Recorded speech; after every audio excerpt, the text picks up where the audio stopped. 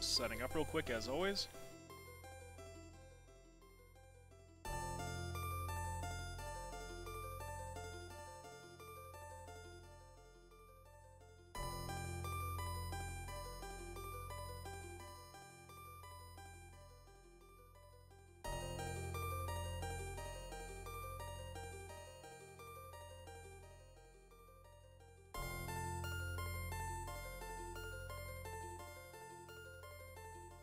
Okay. Yeah, Twitch, it looks like Twitch should update it. But we're good to go. Alright, so I'm starting a little late tonight. I had, prior engagements tonight that I was, out doing, so...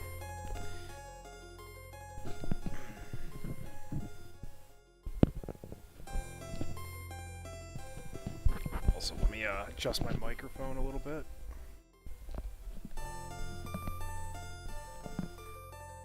That should be good. Hey, what's going on, Tribble? Is that alert working for you now?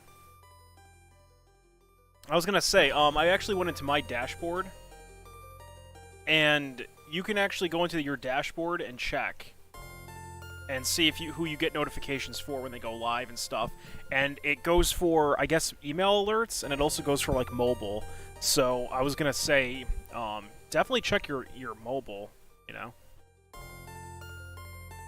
Like, if it happens again. But, looks like you're good, so... Good shit. Alright, so... yeah, so I'm starting a little late tonight, but that's alright. We're gonna probably finish this game tonight. Yeah, it takes a minute to update Sega when I'm hosting. It should, like, whoever I'm hosting, it has to kick them off, and it goes live. You just got the notification? Okay. That's weird. Also, hang on a second. I'm gonna mute myself. I'm gonna fix my microphone a bit. It's pissing me off. Hang on a minute.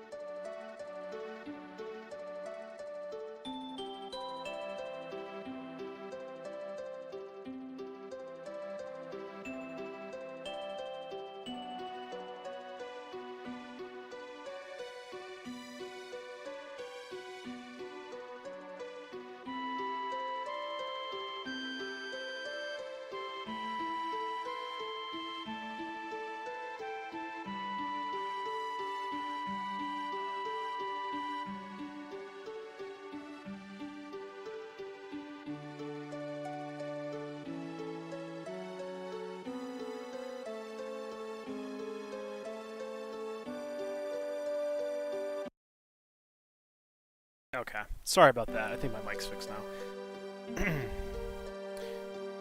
pro streamer. I know. Hey, Killtrick, how's it going, dude? Oh, Noea was ending as I went live? Well, that's good timing. Yeah, I'm starting late tonight because I had some family stuff going on tonight. Cousin's baby shower, so... But we're good now. How are you tonight, sir?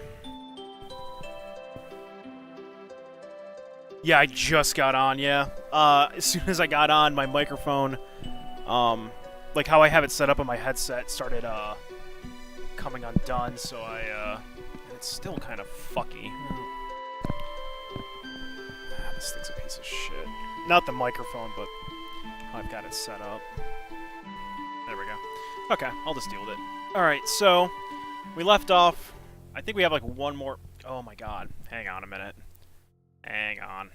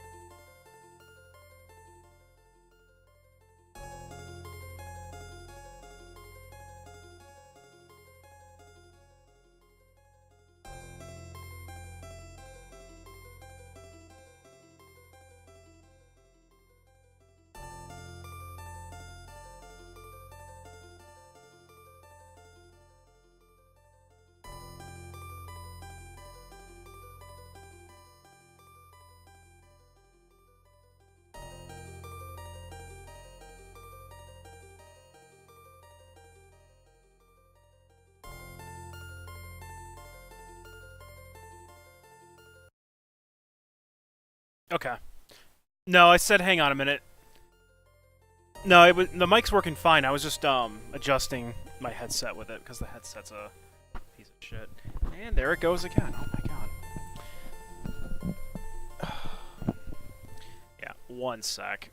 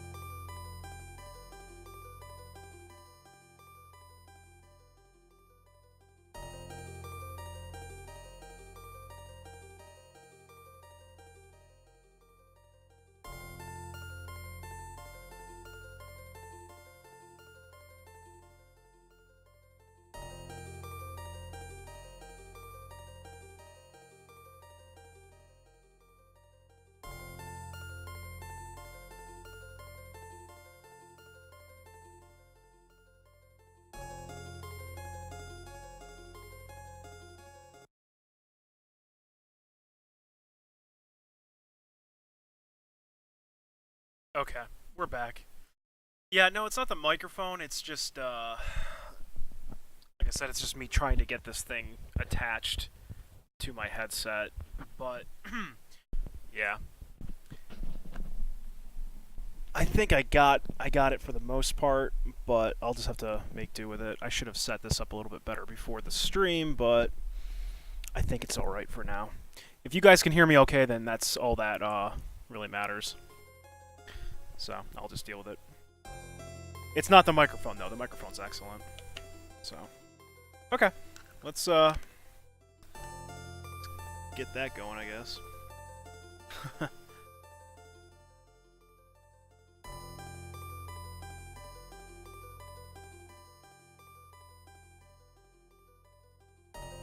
You can hear me? Okay.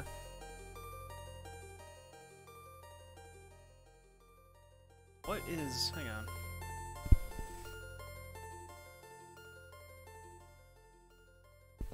What is that notification in my chat? Hey, Bubbas, what's up? Hang on a minute. What the fuck is that?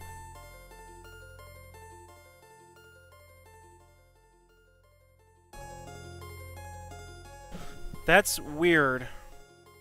I had like a huge chat thing just come up that mentioned Killtrick's subscription about Bunny. Did you Killtrick, did you resub to me or something? Cuz I don't have a notification for it. Yeah, I didn't it came up in my Fontificator, but I don't see it on my Twitch chat. Did you see something, Sega? Oh, hey. Thank you for the 100 bits, Killtrick. I appreciate that. I just saw that. God damn. Thank you.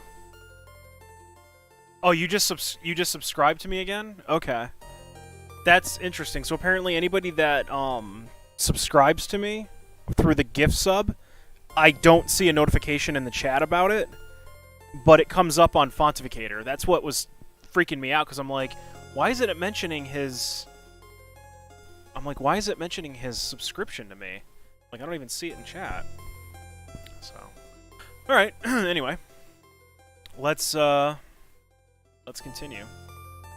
But yeah, thanks, man. I appreciate the support and the 100 bits. I'm just having, like, really bad technical difficulties tonight. Like, beyond what I normally have, so I'm still trying to fuck with my microphone because it's pissing me off.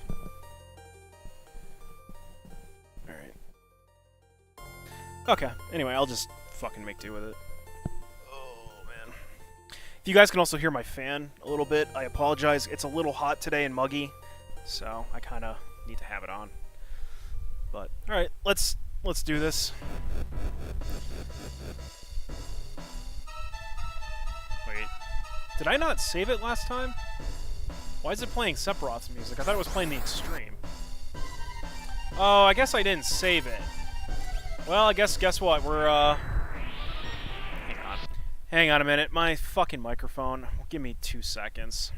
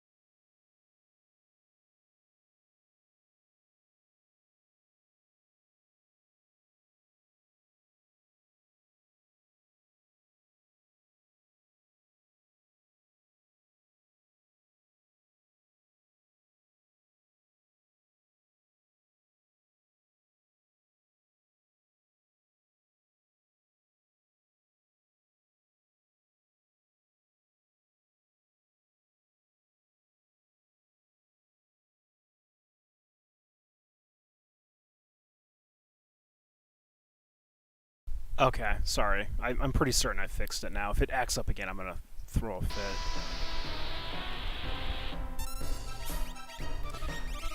So September Kill Trick is basically if you've been gifted a subscription to any channel, like Fluffy subscribed you to my channel. At the very top of the page, you can actually continue the subscription for a month for $1.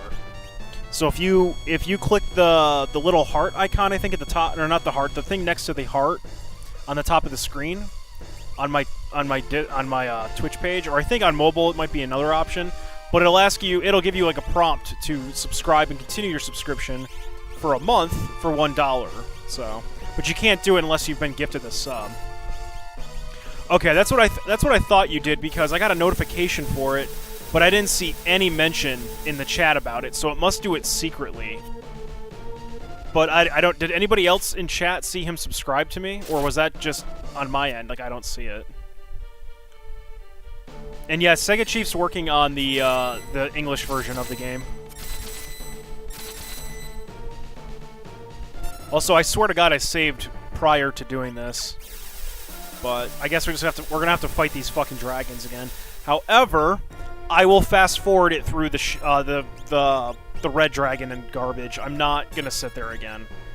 I don't know. I thought I saved my game last night, but apparently I didn't. So I apologize. I was tired. I guess I didn't hit save. So I apologize. It's my fuck up. But yeah, since Red Dragon's gonna take like a half a year because he has to kill himself, we will just fast forward through him. I'll pretty much put everybody like on defense and have Gaw and Go-Go just spamming Cheshire and call it a day. But yeah, thanks, Killtrick. I appreciate the support, man. You've been dumping a lot of money on me. Then again, granted, I know people are like, dude, it's $1, relax, but still, any support is still appreciated. Saving up for that DX Racer. Gotta get that chair.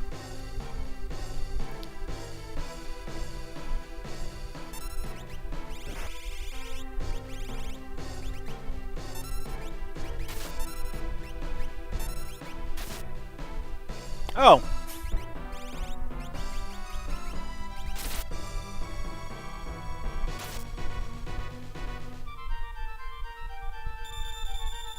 Yeah, the other thing is Lazarus came back, so he's going to be helping with the translation too.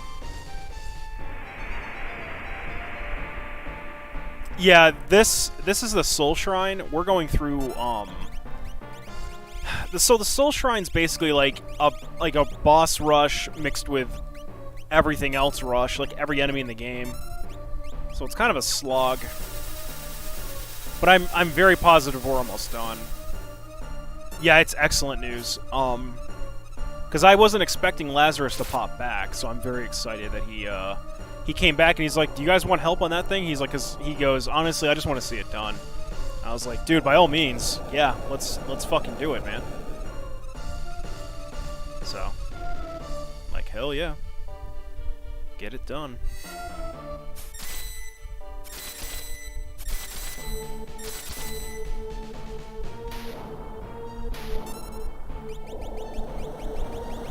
And then we had somebody else wanted to jump in and help translate. So we technically have like 3 translators right now, which when we start hitting the dialogue, we're going to need all the help for translating we can get. So we have like 3 translators, and we have 3 guys that can work on the game code. So that'll help tremendously.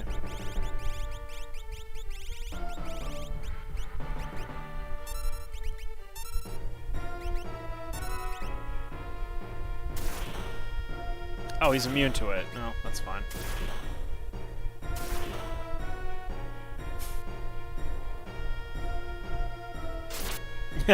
Yeah, it's okay, dude. Don't worry. Honestly, this started off with just pretty much me and Sega, and then I was like, "Dian, dude, get in on this," and he's been working. And then Lazarus offered to help, and then Riri-chan spoke up, offering to help translate. So I'm like, yeah, alright. I'm like, if we got 6 people working on this shit, then by all means. Or not 6 people, I'm sorry. What is it? 3. Yeah, 5 people now. Alright, Skull Dragon's gonna take a little bit to kill. But I can't really fast forward through this one. Gogo's dead.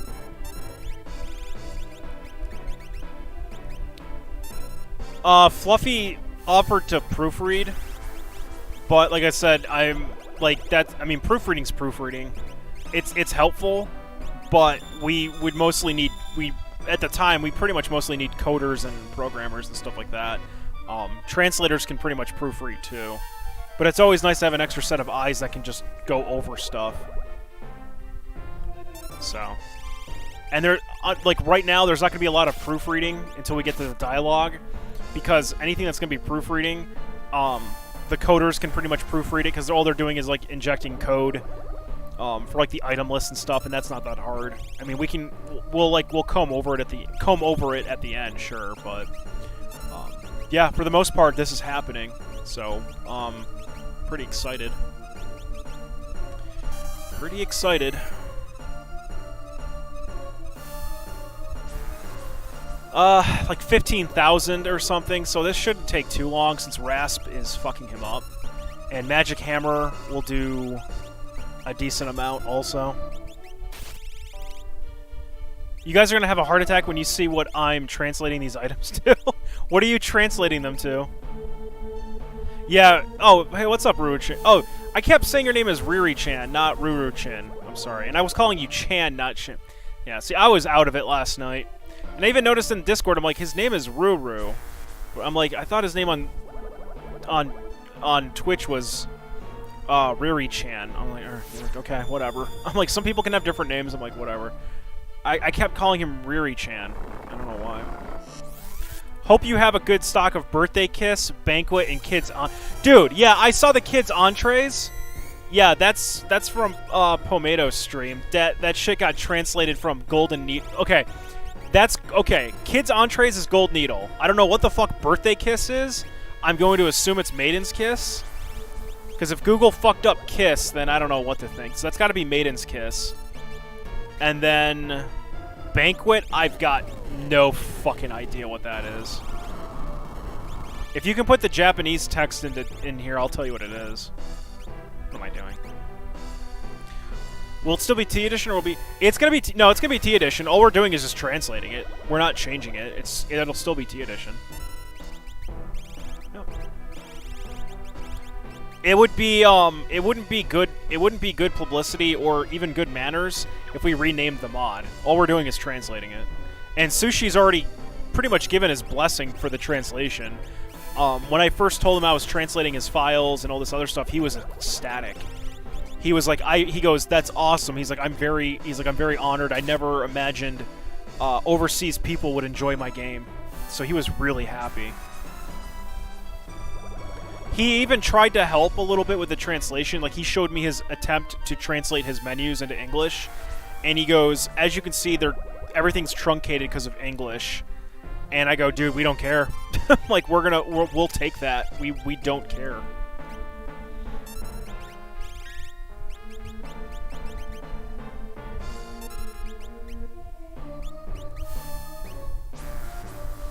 So, yeah, I mean, like I said, oh, there he's dead. It's, even if things gotta be truncated, but I think DN's gonna be able to fix it, where he can actually get things to be untruncated, like he can extend the character limit to like 6 or 8 characters, which would be awesome. But, for the time being, you know, if things have to be truncated, then it's whatever, but god damn it, Sega. Kids Entrees.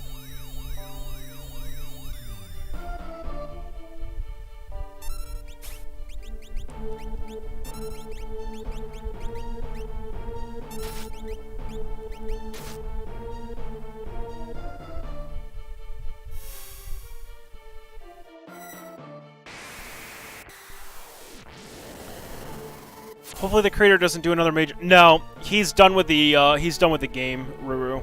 He's completely done with it. He hasn't done anything to the game in a while. The biggest change he did from when I played, from 2.5, was he added the floating continent, and he put Ultima Buster there. even if you didn't play it, you know, it's whatever. Like, there's nothing. Oh, we never even did that content yet. I'm gonna have to go there. Yeah, really be trippy high. I agree with you. Yeah, well, when we get this fully translated, you can definitely not play this in Japanese anymore. But all that Sushi's putting out, if he is updating, is he's fixing bug reports or anything like that.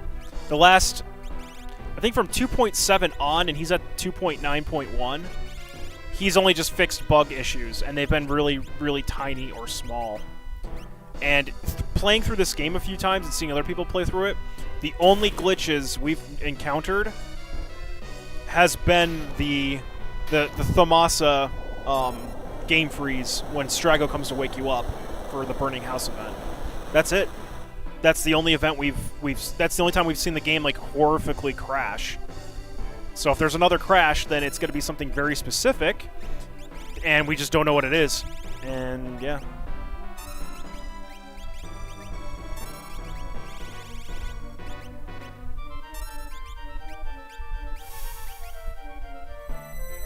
Alright, so I'm going to speed through this fight a little bit, because I've already done this I did this last night, and this fight's going to take a while.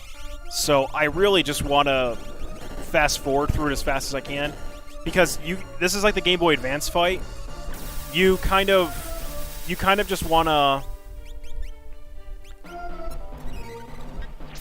So I'm just going to keep fast forwarding. If I see my guys taking damage, I'll stop and I'll pop a cure. Because Gau's not 100% reliable. So I apologize for like the ear distortions, but I just don't want to sit here for it's like this will be like a 20-minute fight otherwise. Yeah, it's already massive. He's like I said, he's done adding shit. He's working on Final Fantasy IV now, so he's done.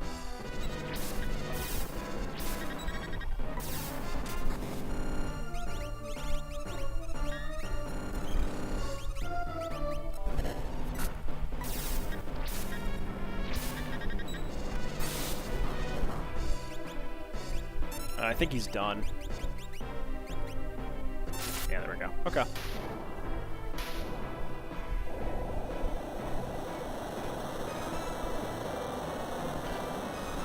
So, the good thing is, like I said, we're going to be working on the menus and everything else first before we even tackle the game dialogue. We're not touching anything... We're not touching the game's dialogue until we get everything else done. So, and the thing is... As much as I feel like I'm useless to this... Oh, good.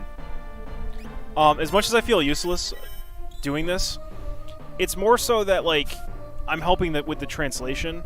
I just feel bad I don't know any coding to really help or even, like, assist with it. Like, I'm absolutely fucking useless. You could throw a hex editor at me and gun to my head, I'd be like, just kill me, I can't do this. You know? So... Yeah, I saw that. He even has the mod tools uploaded on the platform. Yeah. Yup, he does. And Cyan and Ga are dead. Great. Unless they null it. Nope.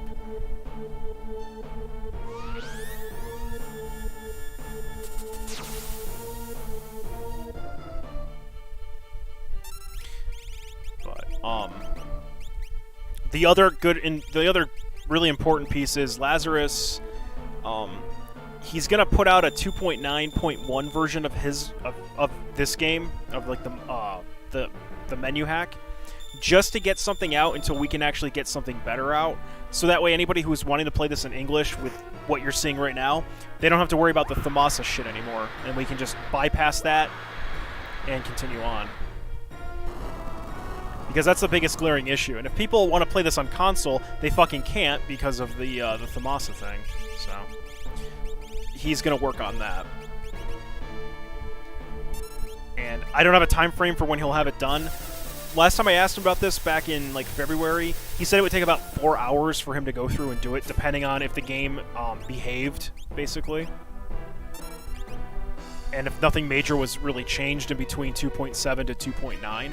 And I had told him, like, no, he just kind of fixed a few things. It doesn't look like there's going to probably be like any huge registry edits. So I'm like, I think you're all right. So he's going to look at it, and then as soon as he has that, I'll put it as I'll make a mention on it, and I'll put it as available in my downloads on MediaFire. I'll push an update on that, and I'll update the README, and I'll get rid of the whole glitch fest with that too. I'm still going to leave in the lock stealing close glitch in case people are playing on 9X, because I don't think he fixed that, and I'm pretty certain when I brought it up to him, he was confused by it, and he goes, I think that's an emulator problem, and he's not going to fix that. Or I think he attempted to, or I don't know. He did something. But I don't think it's fixed. Now that I think of, there are already a lot of people wanting to play this, but they can't. Right, they can't play it because it's in JP, or Japanese, and the other problem is... I mean, some people just want to play this, but some are content. They'll be like, if it's a menu hack, fine. They don't give a shit about the dialogue. And they can just use my translation notes, or they can watch the videos to get an idea if they get stuck. Like, oh, how do I go flag this quest? Where is it? You know. Kids' bedtime? Alright, dude, no problem. Yeah, as long as they can read menus and just fight shit, that they're content, you know? They don't really care about the game dialogue. And if you're playing a mod of this, do you really need to know the story? Like, honestly? I mean, it's nice to read it in case you, for whatever reason, but you kind of know the story, so. But again, I understand people's desire to play it in full English, you know? So, that's the big part. I understand that.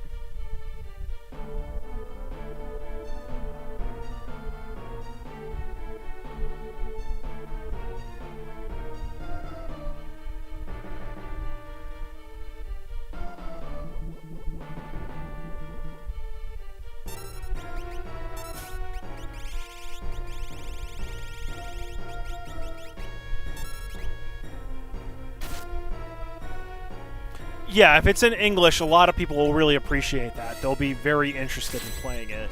If they see it in Japanese, they'll be turned off. They're like, ah, dude, I don't want to play it in Japanese.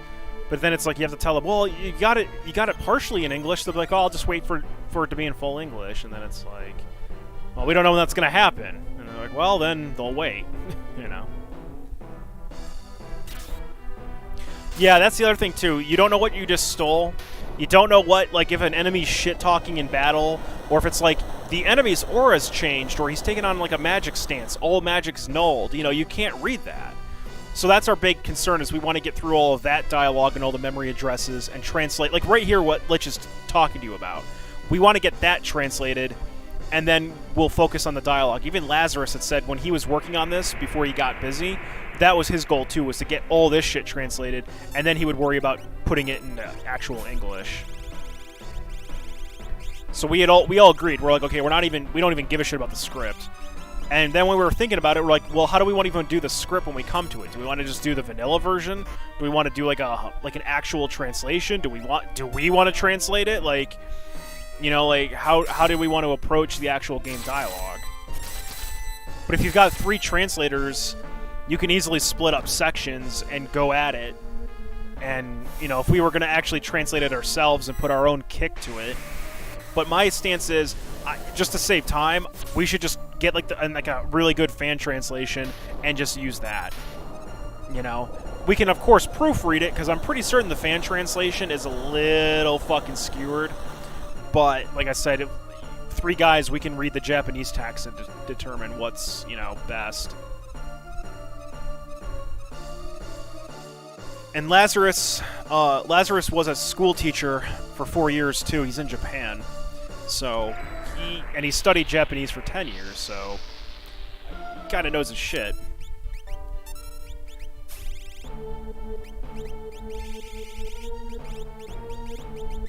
And from what he told me, he's currently working on he's working as a translator for a Dragon Ball Super game, I think, or I don't know if I think it's a game. I think he said something like that. But he's pretty happy with his position right now.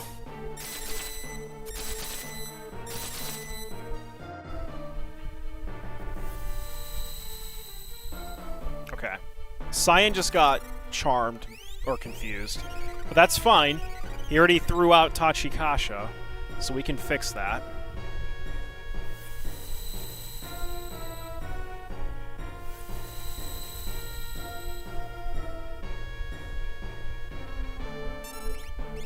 Oh, okay, so Gau's gonna fix it. Good shit.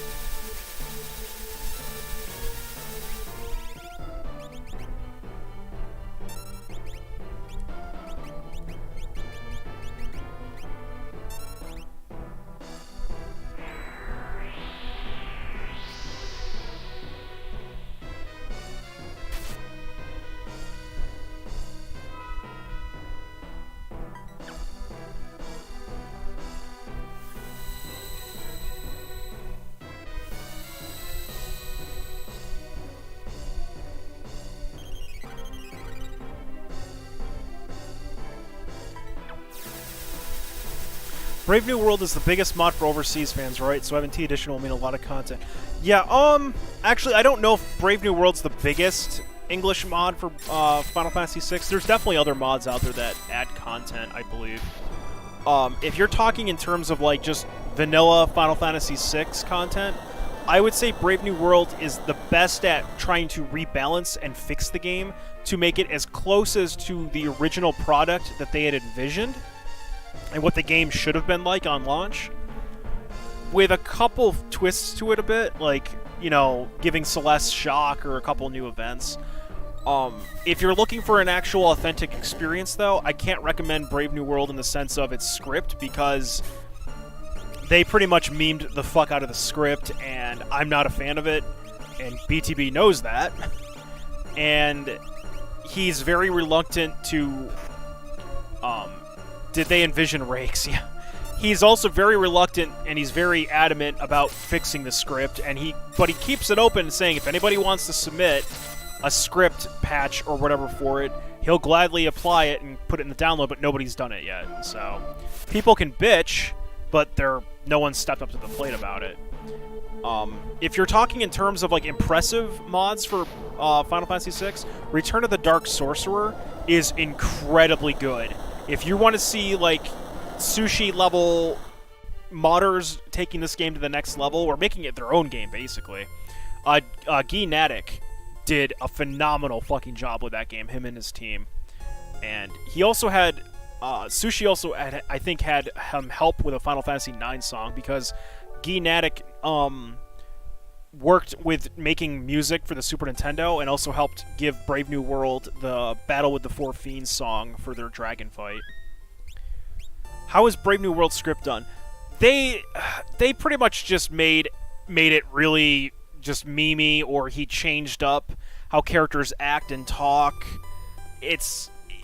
Honestly, it's very childish at parts, and I mean, he knows it, and he doesn't really give a shit what people think.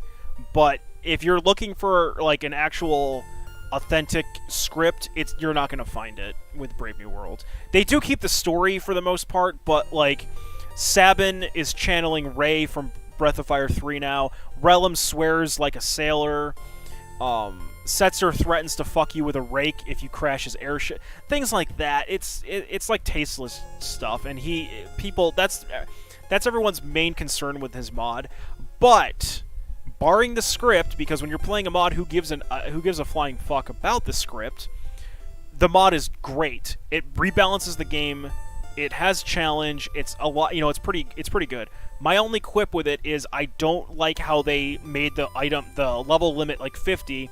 And if you try to go above, like, level 30, the game starts penalizing you and making it really difficult to do so. So it's kind of like artificial difficulty. So instead of letting you just grind levels and do shit and kind of letting enemies stay hard or whatever, they kind of, like, imposed, like, a level cap and really didn't even want you to even hitting that level cap and made it exceedingly difficult for you to hit that level cap. So it's kind of wonky. That's, like, my one quip with it. You hear Ted Woosley Uncensored version was the best script? Was it? I don't know. I would be interested to see Ted Woosley's original script that was 400% too big that he talked about, but I'm pretty certain he said he trashed it. All I know about what he did with it, though, was what he said in an interview where he said he had... Why did Celeste hit herself? Did she hit herself? I don't even know what's going on anymore. What the fuck just happened? Yeah, it was just maintain the balance. Like, you're seeing how T Edition works with the leveling things. I think this is perfect how they handle it. If I'm being honest.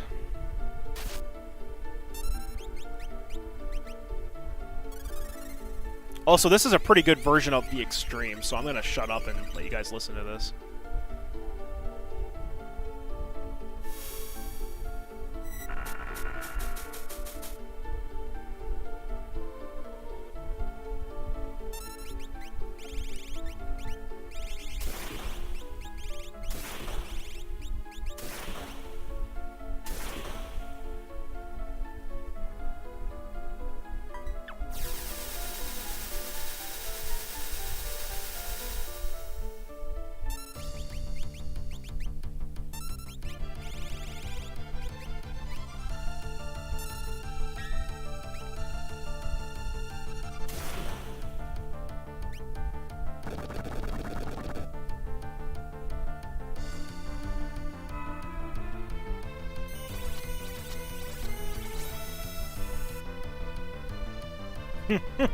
Nice, Sega.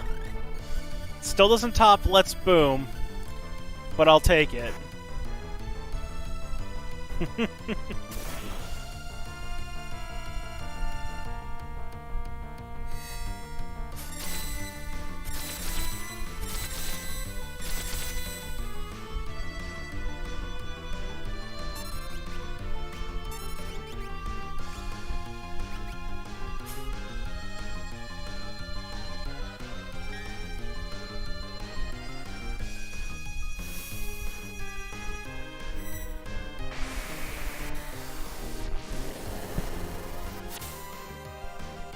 It suffered a lot, but like I said, I'm not a fan of it. I'm not a fan of the Game Boy Advance version at all. I would definitely recommend Return of the Dark Sorcerer. And like I said, I recommend Brave New World. By all means, Brave New World's a great mod. I mean, it's not perfect in my opinion, and BTB is very bullheaded on a lot of fucking issues of that mod, but for what it is, it's great. It is a great rebalancing. And if anyone was like, I want to play Final Fantasy VI, I'd be like, play Brave New World, because I can't even play vanilla anymore. With that game existing, it's too good to try to go back to vanilla to play. It is challenging, and it does really, you know, kick you in the dick if you don't prepare. But for the most part, it's very much worth it. It's just play smart.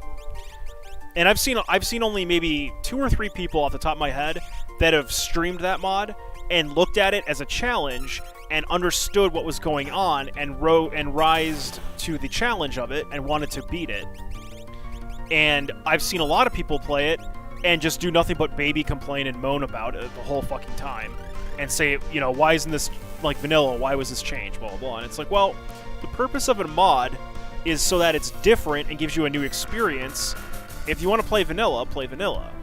And if you're expecting to just hold the A button and trash through everything with Offering and Genji Glove, no. You need to actually think through strategies. You actually need to use Dispel now. You want to buff your defenses with Protect and Shell. You want to haste. You want to slow. Poison, Sap. Those might be pretty good things to use now.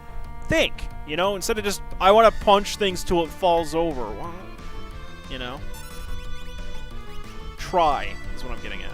What is the best modded for you in terms of all script gameplay? I don't play a lot of mods, Ruru, but if I had to pick something, I would probably say T Edition. Definitely T Edition. I would say T Edition's probably like my favorite mod if I had to pick like a game out of everything I've played. Definitely Brave New World. Return of the Dark Sorcerer, I did not beat. I got to the auction house, and I just put the game down, but I loved every part of it. I was loving the challenge. And I enjoyed how they had like a normal mode, and then like, you know, pretty much really hard nightmare mode, which is, I've seen some people play that, and it's staggering. I think Geanatic went a little bit above insane difficulty, but yeah. If I had to pick a different one, I'd say I enjoyed Final Fantasy Tactics 1.3, and I know that game gets a lot of hate. But I love hard mode games, and I love games that really make you like, just, they challenge you.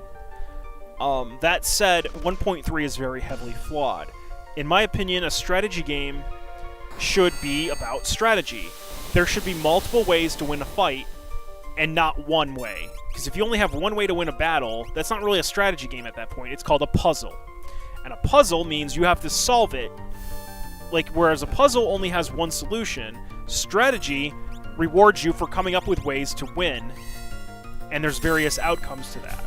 1.3 is definitely a puzzle in some aspects. There's only a couple ways for the fight to be won, and it's up to you to try to figure out that method. And if you don't follow by his rules, you're going to die or have a very, very difficult time getting through it. One of the examples I can give is, without really spoiling it, I guess, and when you fight Ygraf, is it 2?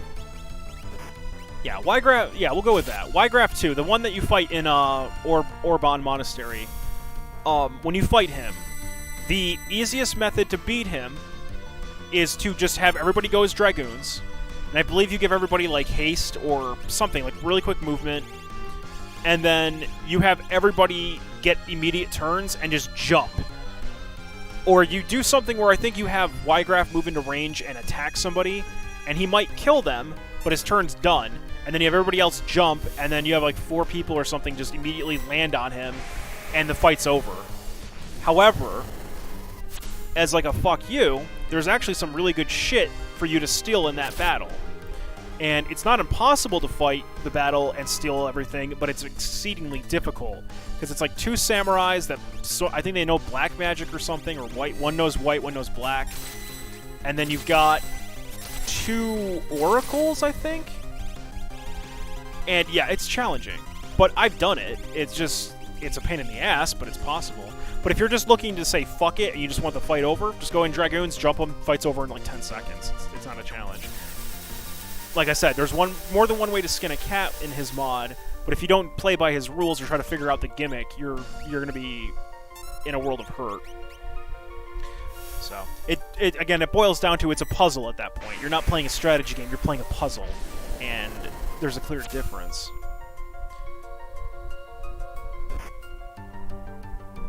But I love the game regardless. I mean, it does get a lot of flack.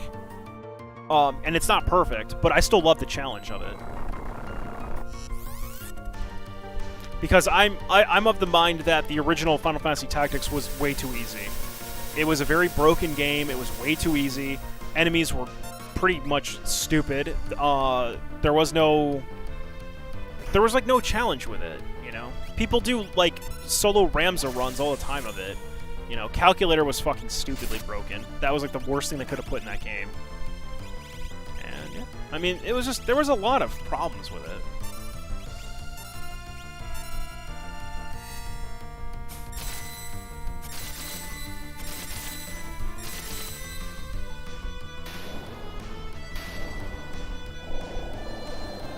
Hey, what's up, Rashama? I feel the same way with Breath of Fire 3. Yeah, that's the other thing, too. Breath of Fire 3 is also, from what I recall, Breath of Fire 3 was actually pretty difficult. It wasn't easy, but I wouldn't say it was like hard either. I would say it was a decent challenge. So, but Mike, I haven't taken a look at your. I have your link saved. I haven't taken a look at it. But from everything I understand about the modding of Breath of Fire 3, there's not a lot of like people out there that have modded the game, or it's incredibly difficult to mod it. I think Second Advent on New Game Plus was working on it and he gave up. So I'm not sure, like, was the game easy to mod for you, or are you just very technical with coding in general? Because everything I've been told about Breath of Fire 3, it's not easy to really hack it. So I am interested about that.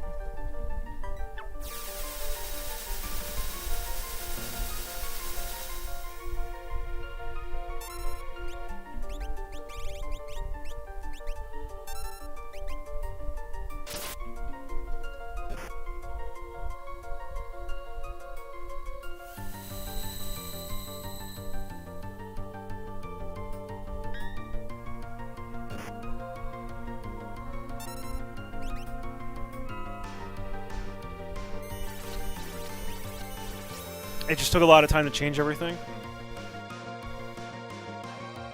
Still, you know who would be interested in playing that? If you haven't already shown it, show it to Second Advent or even BTB. They'd probably love to play it. Shit, BTB might even stream it. But yeah, if they haven't seen it, by all means, dude, send them a fucking link. They probably really appreciate it.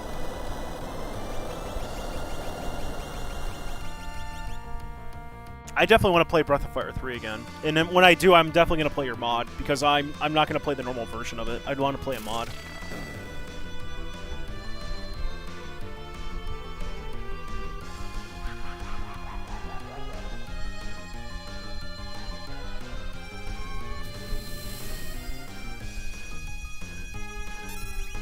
Good start.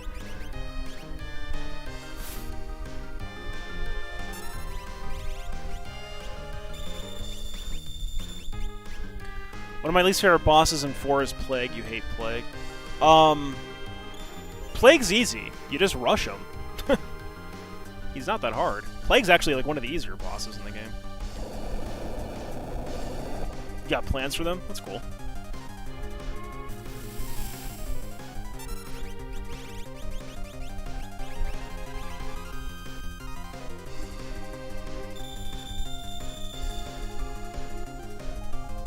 Yeah, don't worry. Alright, man, take it easy. Thanks for hanging out.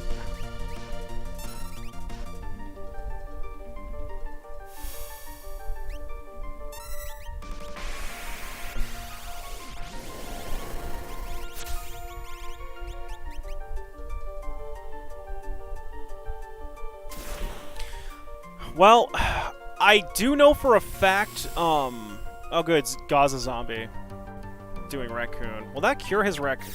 Will that cure Zombie? I don't think it will. Let's see.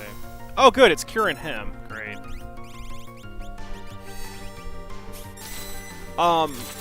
I've heard that... Oh, God, I can't think of the guy's name. They were asking him about that, and he said a lot of the development team is interested in working on 6, and they don't want to rule it out, but they have other projects that they're working on right now, but they would love to do it. They would love to remake 6. So they're not ruling it out, just they don't have the time right now because they're loaded over with a lot of projects.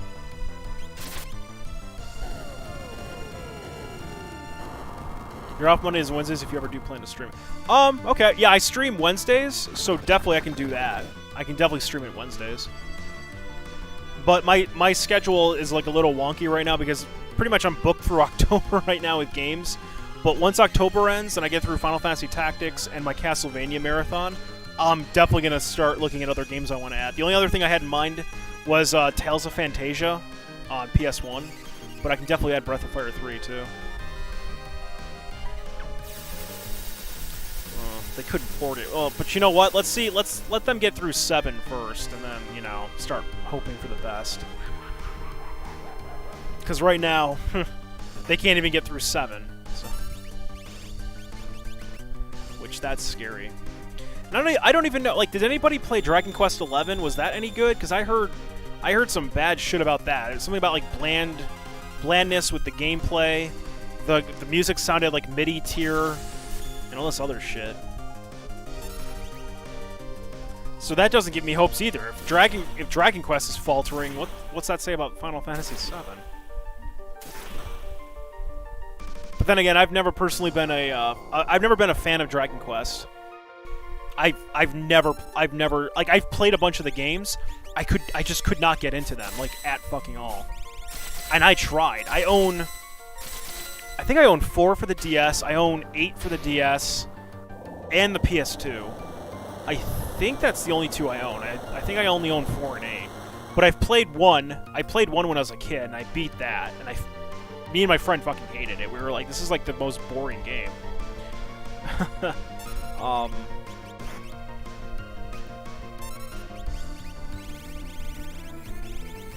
But yeah, if anyone's played 11, how is it? Because like I said, I saw like one news article talking about it, but I really don't take news articles too literally. But if they're complaining about the sound quality and the actual overall like mechanics of it, then I start to wonder. But I usually like to leave my judgment until I've actually watched gameplay or played it myself. And one of the major examples I'll give to you about that is a lot of game companies will review a game and they don't play it for that long. They'll play it for maybe like 30 minutes to an hour and then they'll judge the game on that. They don't play the game all from start to finish. So if you're ever looking for like a game review that's going to really go into detail about things, make sure that they're talking about the entire game as a whole. They're not just like, you know, lowballing you about it, so to speak. For example, I remember when I was playing Deadly Premonition, which I think was a great game. It's not the best fucking game in the world in terms of like gameplay or whatever, but I thought the story was great because it's pretty much like a Twin Peaks in game form. And I remember I was reading, I think it was an IGN review of it, and they fucking panned it. They fucking hated it. And I was like, dude, if you'd played like an hour into the game, it gets better. Like, you're not just walking around town lost or going to the hotel. You're actually exploring and doing shit. So, but I mean, I would recommend Deadly Premonition all day, because it's a great, like, horror genre, Silent Hill type game. And but it's also got like a really good story too. It's definitely unique. I'll put it, that's a good word to sum it up. It's unique, and it's definitely worth playing. Actually, don't like 7. 6 is more interesting story-wise for me. Dragon Quest XI was fine, but people took it good because it was a turn-based RPG on these times. Everything is... Yeah, everything is action RPG now, which I'm fine with, but I sometimes prefer just turn-based. The music is MIDI style, but that comes in nearly every Dragon... I don't know about Dragon Quest's music, but that sounds shitty. The game was good for the PS2 versions. Sega, did you play Deadly Premonition? You can back me up. It's a good fucking game.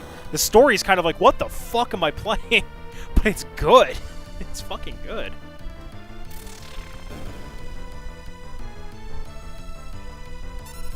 And just the main character. And the first, like, 10 minutes of you playing it, you're like, who the fuck is Like, no, they're like, who the fuck is Zack? Like, that's like everyone's question. And then, like, he meets the police and he's like, by the way, don't ask me about Zack. And it's like, what the fuck's going on? Like, you don't, you know? It's a slow burner. It is. But it's, I mean, the game kind of hits you hard. Like, the first 5 minutes you're playing it, it's like these two kids walking through the wood, these two twin boys walking through the woods playing, and the grandfather's like, oh, slow down, I'm tired. And they get to, like, this opening, and there's, like, this dead woman hanging from a tree, and it's like, well, that got dark quick. Like, holy shit, what's going on here? So, but it's very Twin Peaks. If you've ever seen the show Twin Peaks, put Twin Peaks into video game form, it is literally Twin Peaks, just with a slightly different plot. I love the convos he has with him about movies. Yeah, just driving around town, the banter York has with Zack, it's great. It's really fucking good. I love him just talking. Like I said, it's a quirky game. It's not the best in the gameplay department. Like, if you're looking for a really good, like, over-the-shoulder shooter game or what have you, it's very basic. But the plot, the story, the overall atmosphere, it's really good. If you're looking for, like, a good horror game that's kind of, like, quirky and Twin Peaks-ish, it's still good, though. It's still scary. Don't get me wrong. Alright, Bubbas, thanks for hanging out, man. Good luck with T-Edition. But I wish I could stream Deadly Premonition, but I don't have a method to do so, and I'm not playing the PC version of it off Steam. I've heard Steam's PC version is absolute garbage, and it does nothing but crash, or there's a lot of problems with it or something. Everyone's like, do not play the Steam version. No. So, I'm like, alright. But the only copy I have of it is on Xbox 360, and I don't have a way to stream from my Xbox, so...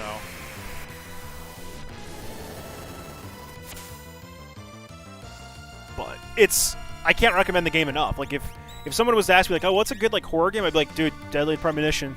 I would just watch somebody play that just to see the reaction to, like, just some of the shit in the game. Not to mention, I love how you can choose not to, like, to shower or shave or anything. So, York walks around town just looking grizzled as fuck, and people comment on it. They're like, you might want to, you know, take a shower sometime. Like, even the policewoman starts giving you grief about it. She's like... It's pretty funny. I think some of the cutscenes change, especially if you're, like, just disheveled and You look like shit.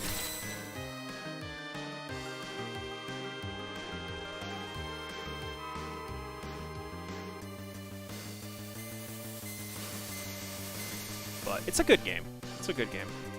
And then saying that, when I watched Finn do Silent Hill, I've never played a Silent Hill before. I actually don't own a Silent Hill game.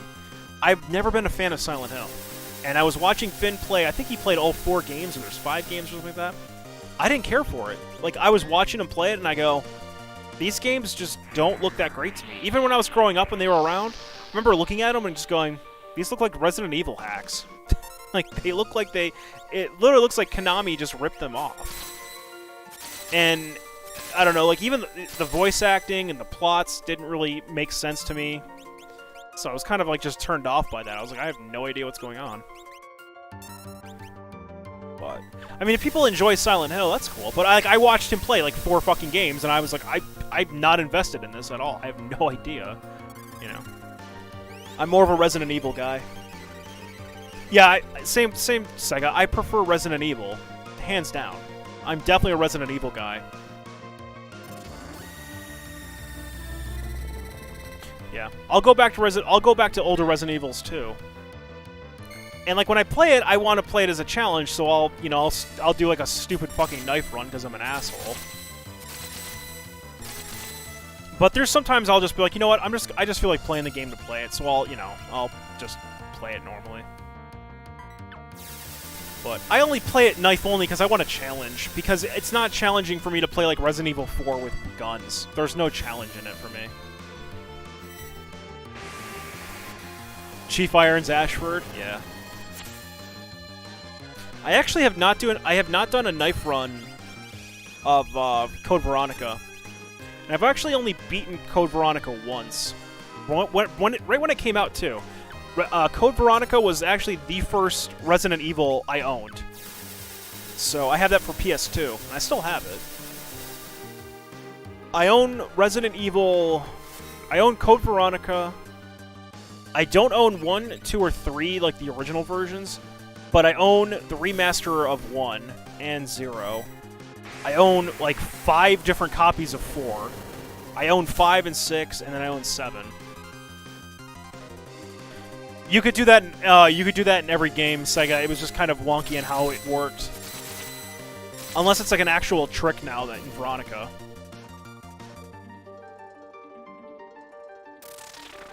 Okay, please be the last one, Rubicante. Jesus, I can't take much more of this.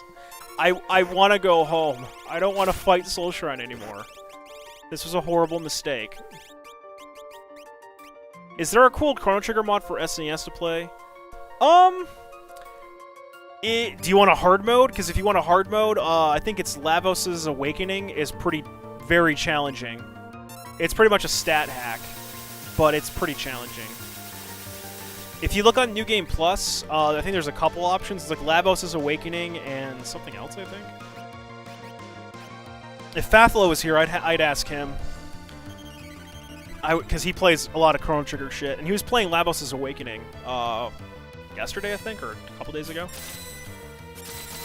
I'm not a Chrono Trigger guy. Like, I've played the games, I enjoy them, but I'm not very knowledgeable on mods for them. There's another mod that's very, what was it called? It's like a sequel to Chrono Trigger. Crimson Echoes, I think is the game's title. That's very challenging though. It's a difficulty hack. You're in for a fun ride if you play Crimson Echoes.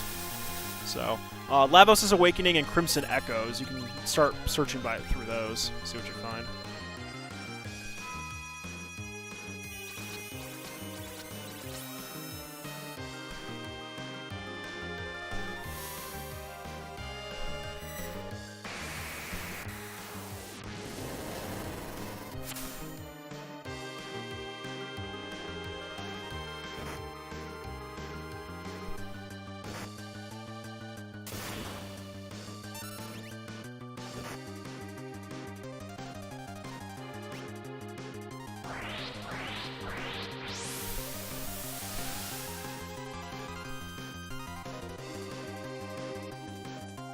Have I played 13 and 15? I I played 13 for a little bit. I hated it. I did not care for 13 at all. I actually own 13, 13-2, and Lightning Returns. I haven't touched any of the sequels. So.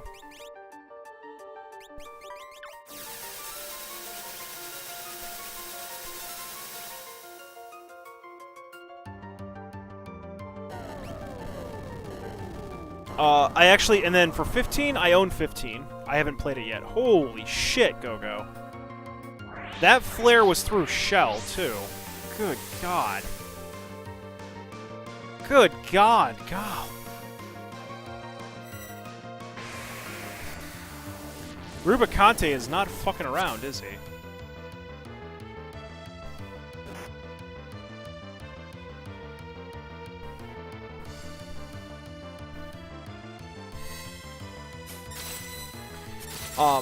I don't know how I feel about 15.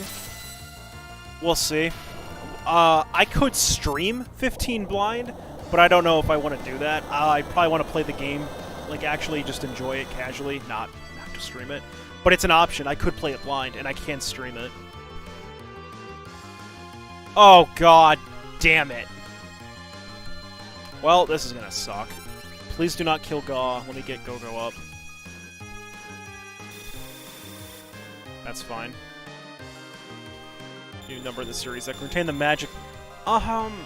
Yeah, I don't know what they're gonna planning on. Words. I don't know what they're planning on doing for the series. They're not. I don't think there's been any talk about 16 at all. So there's absolutely nothing in the works for that.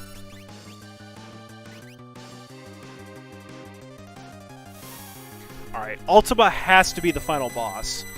The only thing stronger than Ultima would be Kefka, and we've fought everything else, so this has to be the end of it. Alright, well, good thing I don't have Reflect on.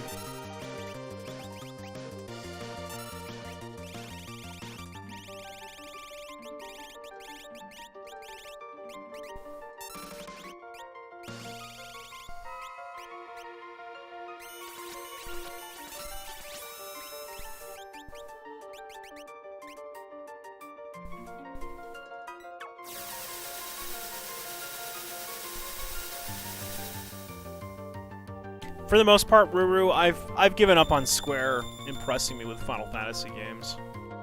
I just play mods. Like, if they end up making a game, I'd be ecstatic. I'm not shitting on them, you know, for whatever. I would just love for them to make a game again for me to go, oh shit, I want to play that. And the last time I got excited for a game right now was the new Spider-Man game for the PS4. And I looked at that and I went, oh my god, that game looks great. And I grew up with Spider-Man. He wasn't like my favorite superhero ever. Like, I liked him, but he would, like, my go-to was always Batman. But playing Spider-Man games growing up, they were hit or miss. You know, I played Separation Anxiety and Maximum Carnage, and I loved those games. You play them with a buddy, it was even better. But other than that, like, I remember a lot of these Spider-Man games were just garbage. But then I saw the new one for PS4, and I was like, holy shit, is this like a AAA game? Like, holy god, they made this really good. Like, what the fuck happened? And that's the funny thing. I didn't know anything about this game until it came out. I didn't even know it was being made. I didn't see any, like, hype for it. Nothing. It came out of the woodworks. I think I saw Jib playing it one morning when I woke up. And I'm like, did this game just come out? He's like, yeah, midnight release, I just got it. And I'm like, oh my god, it's amazing. So that's like the childlike wonder I'll get sometimes for games, where I'm just like so heavily impressed by it, I'm like, I need to play this. Because when I was younger, like, any game that came out for the Super Nintendo that Square did was like fucking gold. And I was super excited to play any of them. Nowadays, like, I can look at a game and go, eh. And that's like my response to it. It's just, eh, alright, I'm not interested. Or it doesn't catch my eye, or I'm like, $40 for that? You know, like Resident Evil 7 was great. I was so hyped to play that, and I'm glad it lived up to the hype. I loved it. Loved the fucking game. For me, the series is going to the direction of 7, that Fallen Angel enemy or whatever, like that. Protagonist or copy of Squall or Cloud. Yeah, well, let's see. After 9, Zidane was pretty good. Zidane was pretty much your go-lucky, optimistic, you know, thief that'll steal your heart type guy thing that was going on with him. Squall, or not Squall, I'm sorry, Titus was, or Tidus. I still say it as Titus. I know it's Tidus. It sounds really dumb. I still say Titus, because water, he's Blitzball player, kind of like the theme with Cloud, Squall, and Tides. It makes fucking sense to me. Whatever. I call him Titus. Fuck Square. Titus was like your whole very optimistic guy, fish out of water type character. I don't care for him, though. Like, I didn't like him as a character. He did grow up near the end, and I will give him that, but for the most part, I was just very turned off by the guy. If I had to pick a character I liked from 10, as much as it's like, ooh, Lulu, because, you know, she's got big tits, I liked Auron. Auron was a pretty cool guy. All I'm going to say is that it's an Insomniac game. This people who brought us Spyro, and have saddened me to see them lose that roots that let them make Spyro. It's an Insomniac game. What do you mean by it's an Insomniac game? Did you ever overlook... I looked at Octopath, and I got excited for it a little bit, because I was like, ooh, this looks okay. And then I saw that it was made by the guy who made Bravely Default, and I immediately just went, I don't know how I feel about that. Because I wasn't really a fan of Bravely Default. I played it, and I own it for the 3DS. It's alright. So, when I saw Finn and some other people playing Octopath, it was like, this looks alright. You know, I'm like, it's okay. I don't have a Nintendo Switch, though. Otherwise, I'd probably buy it, Ruru. So, but I'm not a huge Nintendo guy anymore. Like, I've not been interested in a lot of things Nintendo has done for a very long time. I have a 3DS, but that's pretty much it for my Nintendo shit. Owaka the 23rd was my favorite. Oh god, Owaka. Fucking Owaka. He was a go-getter, yeah. If you ever mod 10, please put Owaka into the game like Guard Scorpion. Have him show up in battle and be like, Owaka, at your service, and have him like throw potions at you and shit. Just support you. Please do that. Ooh.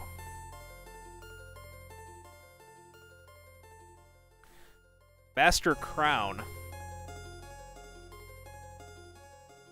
Raw, or Law, I'm sorry, not Raw. English. La Serafica. Isn't that from Tactics Advance? Well, we're done with Soul Shrine. Thank the fucking mercy of God. Did we get another copy of Grand Helm and everything for doing that? Holy shit. No. No, we didn't. Okay, I was gonna say holy shit. That would've been amazing. So, look at this shield. It absorbs every element in the fucking game. And look at the stat bonuses on that bitch. Ooh, that's amazing.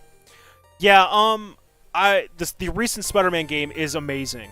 Definitely look at it. It's, even if you're not a fan of Spider-Man, or you're like, Marvel, play it. Just give it a shot. It's really fucking good. Even if you're like really just like, no, it's Spider-Man. No, it's good. It's fucking good. I can't stress that enough. It's really good. All right, let's give it to Cyan, because honestly, he takes hits like a bitch. So why didn't he have Maximilian and everything else on? What the fuck happened there? Watercuff, Flame Cape, Wind Corsage, and then okay, that's fine. All right. Okay, we are done with this, and we got the Master Crown too, which it should be in here unless he translated it to, oh nope, Master Crown right here. So yay! So now we can actually go do the Floating Continent.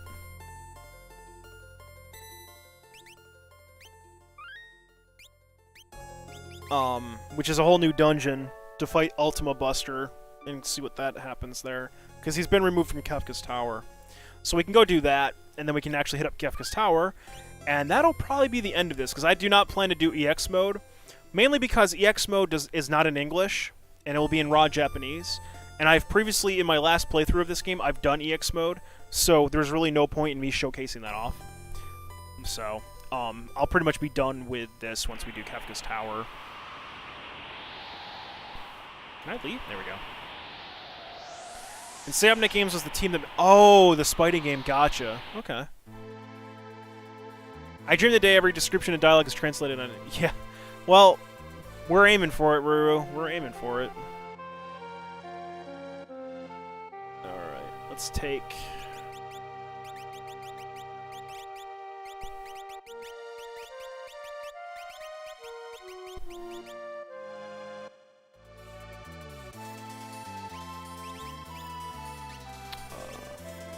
Oh, you know what? We need smoke bombs. Horribly.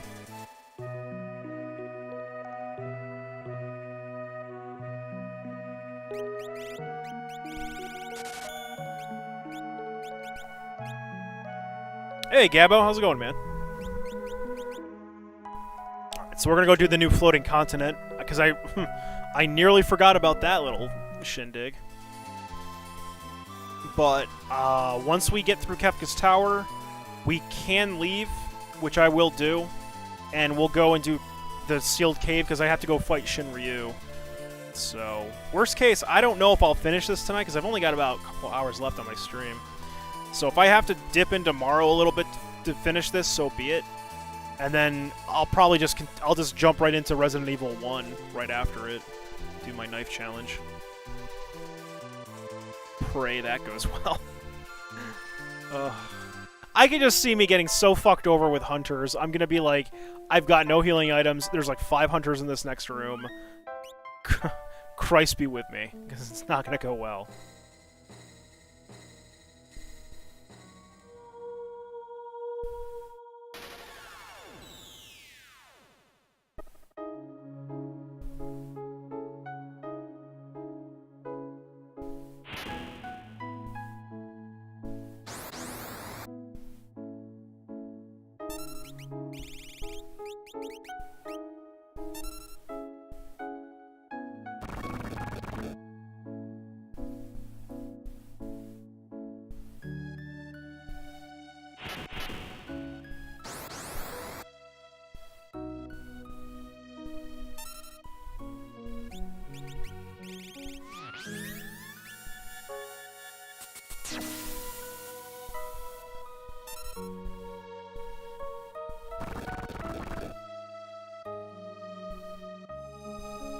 Also, if anyone's wondering why I'm like using the same people a lot, it's mainly the team I'm comfortable with too, and some of my favorite characters to play as.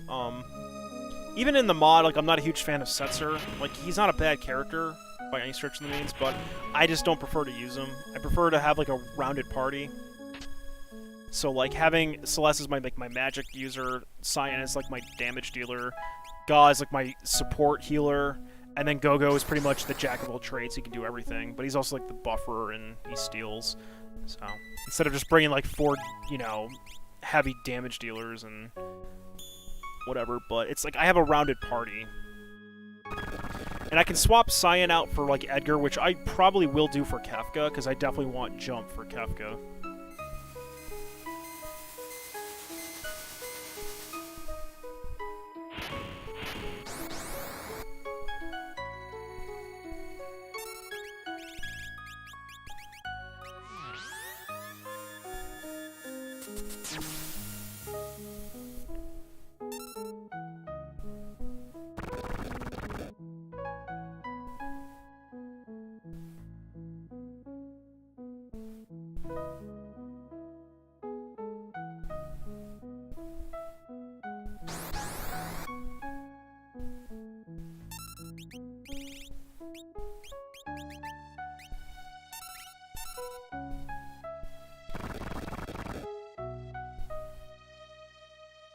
So I actually have never done this area. Like I've gone through it when he added it, but when I got to the end, there was nothing there because I had killed Ultima already in my playthrough. So what we'll be seeing right here is it'll be brand new. I'm not new to the fight, but I'm new to the experience of this. So this will be brand new to me. Plus he added a new song just for this fight. So if anybody recognizes it, you're in for a treat.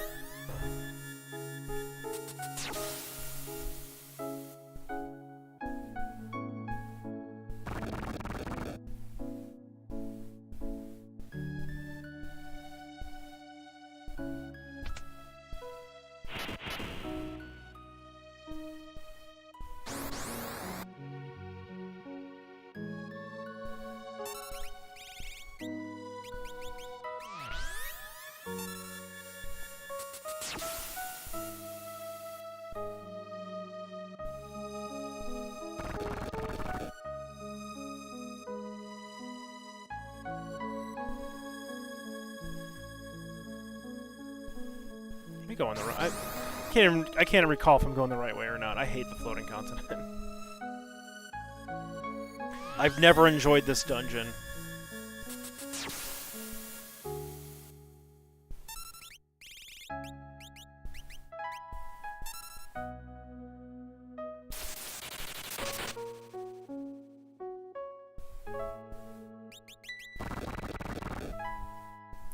Apparently, Cyan's got regen. Oh, Flame Cape.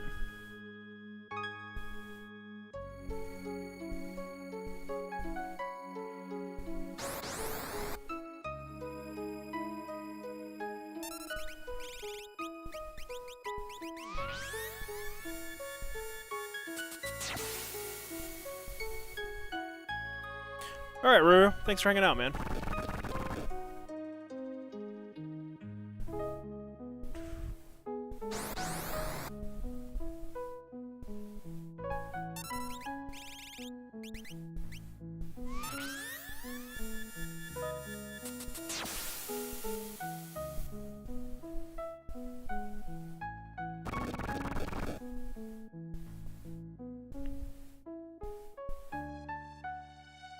Now I'm scared. I'm wondering if the save point down here works. So let's test that out. I know it's a different area, but let's see if this works. Cause in the original floating continent, the game froze. Oh. Okay.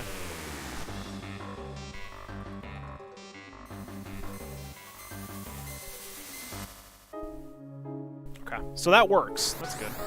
It's only in that... I mean, he fixed it in his current version, but in the English version patch, the original floating continent, if you go down that tube, you freeze the game. Like, you get to the bottom, and there's like a flash of light, and it just freezes. So, I give a warning in my README, just do not use the save point.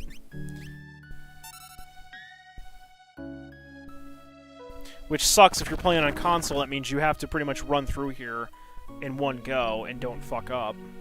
But it's not that hard. Like, Kefka might be a little difficult, but you could always beat Atma, leave and save and stuff like that, but you're gonna have to use save states otherwise.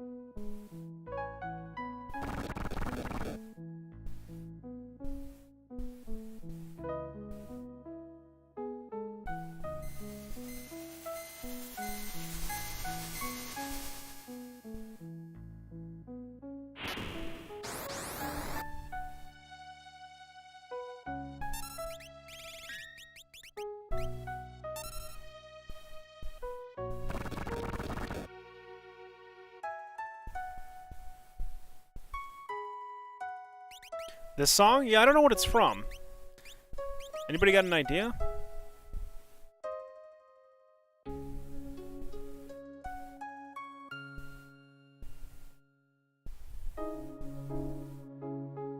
I have no idea where to even start on that list. It might be, you know what? Maybe it's 13. It's a lot of the world map music's 13. Like, this is the world map music. No.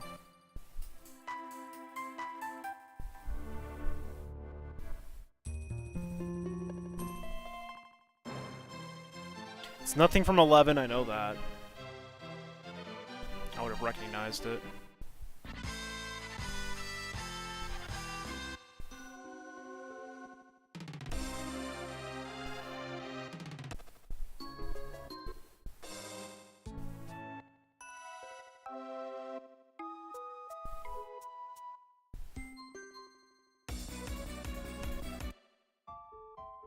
Wait, is this?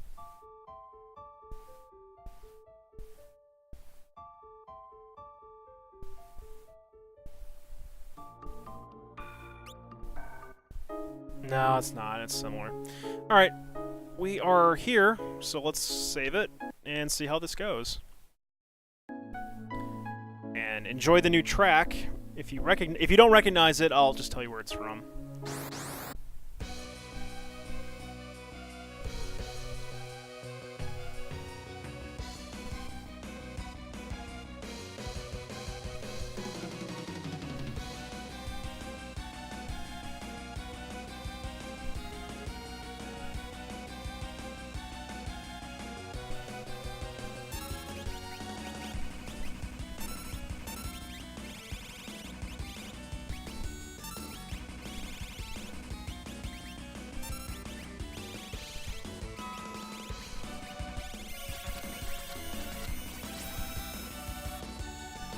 The song in question is Xenoblade, You Will Know Our Names.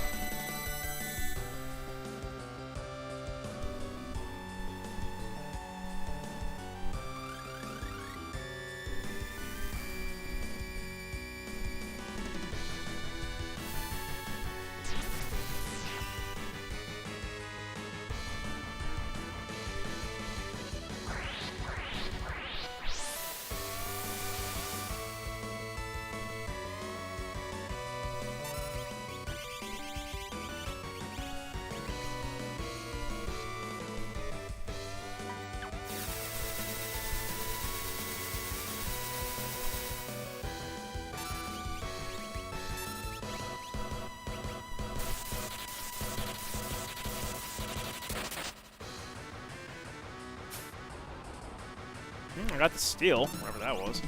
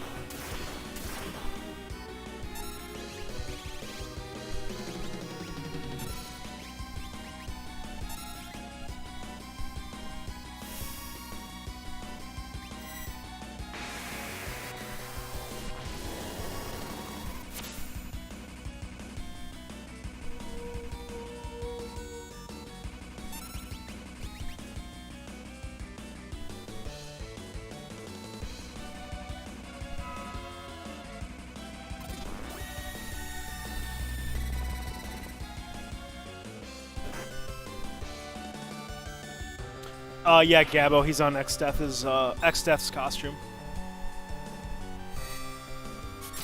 Cyan is in Gabranth from 12. Gaw is in Titus. And Celeste is in Lulu.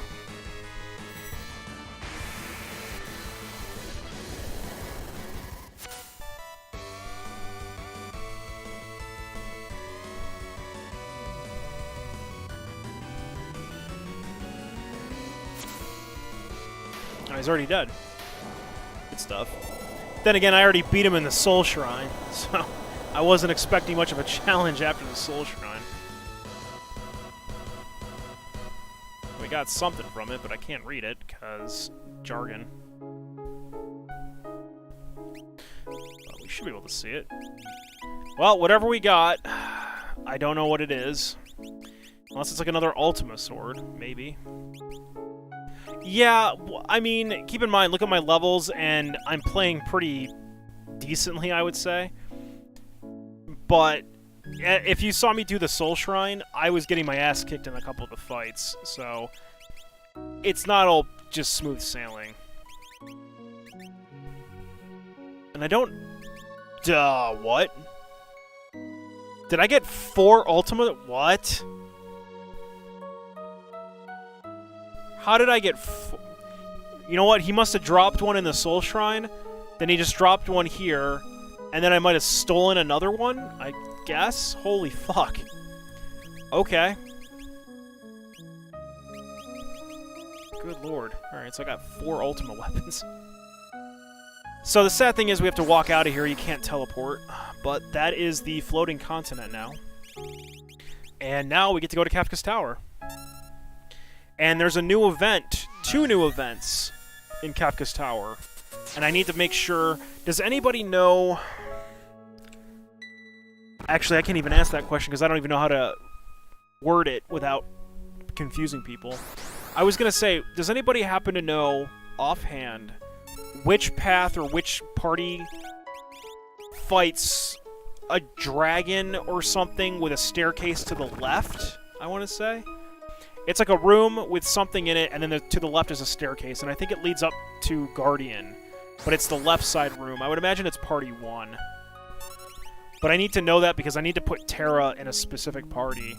And if I fuck up, I'm going to have to escape and redo it. And I just don't know offhand which party goes to that room.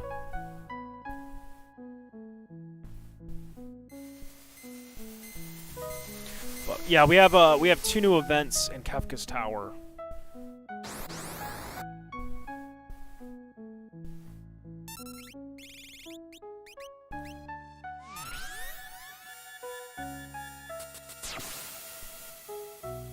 And then, barring that, we've done everything else in the mod. There is nothing else to do. We've done all the side content. We can go do the sealed cave, which we will do. We have to go through Kefka's Tower for it. And now the sad thing is I need to figure out how to get the hell out of here, and I don't remember how. Because I've never actually had to leave here. When I got to the end in my previous playthrough, I just reloaded a state because there was nothing. I'm like, well, I can't escape, so fuck it. So I'm hoping there's a way out. Well, there is a way out, but I just don't know where the fuck to go for. Because you can't... actually, yeah, you can. What am I thinking? This will take me...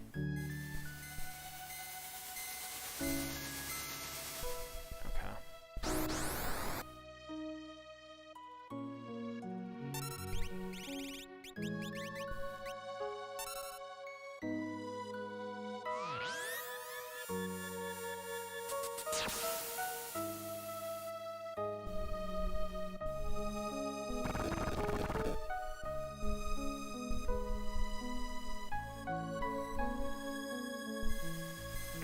I think I wanted the other one.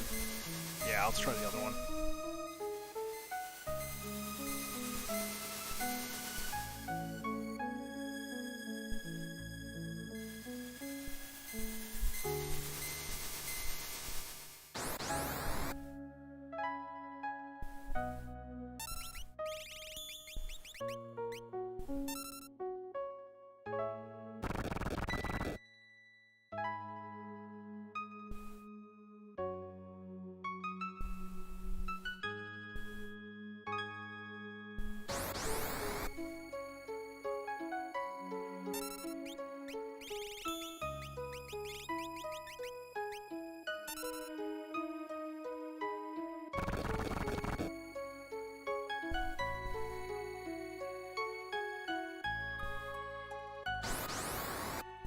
It's a counter rate, goddamn. It's like the same monsters. There's like only one formation here. But I can tell that he was running out of space with formations and monsters. Because I remember when a friend of mine tried submitting a certain sprite to him. He loved it, but he goes, regrettably I can't use it because he's like, I've run out of monster data space. And he's like, I can't even swap things out. He was using monster color palettes to make up for it. And I think this was before he released the floating continent here. So it must have been that was when he was in development with it. But as you can see, there's only like one fucking battle here.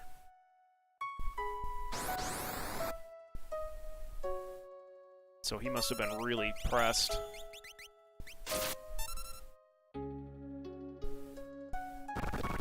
So the sealed cave that we can go revisit It's got Shinryu in it. And that's how we'll get the Omega weapon, which is absolutely broken. And then... pretty much after we get that, it's on to Kefka. That's all there... I mean, we literally just run back through there and get to Kefka. There's no challenge. We should be able to stomp Kefka pretty hard. Okay. Let's go to Kefka's Tower. Since nobody spoke up, but I don't blame them, because I mean, I don't even know which path it is myself. We'll just make do. If I fuck it up, I fuck it up. I think I need to be in Party 1. I would imagine it's Party 1 for Terra.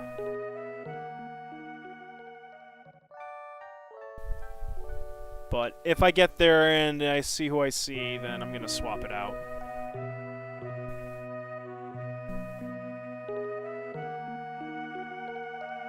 Alright, let's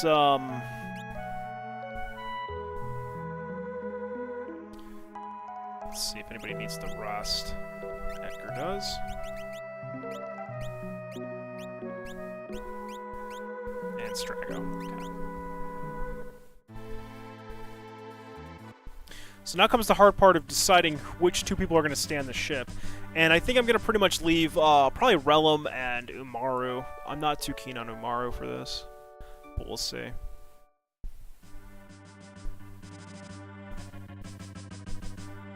And then once we get to Kefka's Tower, I'll properly equip everybody.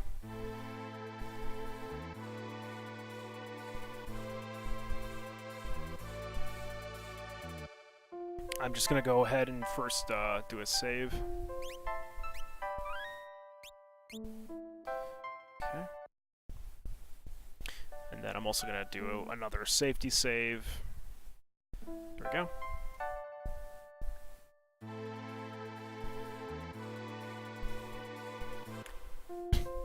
Okay, I guess I was just a little bit off on that landing.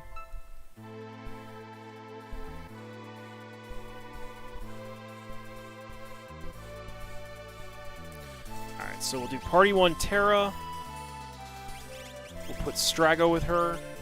That's two good healers. Let's put Shadow. And then let's put... Sabin. And then Party 2 will be my normal party. Actually, no, let's put Edgar. No, we'll take Sign. And then Party 3 will have it as Edgar. Actually, do I want Locke? It's the second group that will encounter a room with a staircase to the left. You're positive? Okay, thank you. I appreciate that. Then let's swap everybody out. That makes my life easier for Terra, then. I'll take Setzer, because Setzer's pretty good. And then I'll take Mog, and then it's... Do I really want Locke?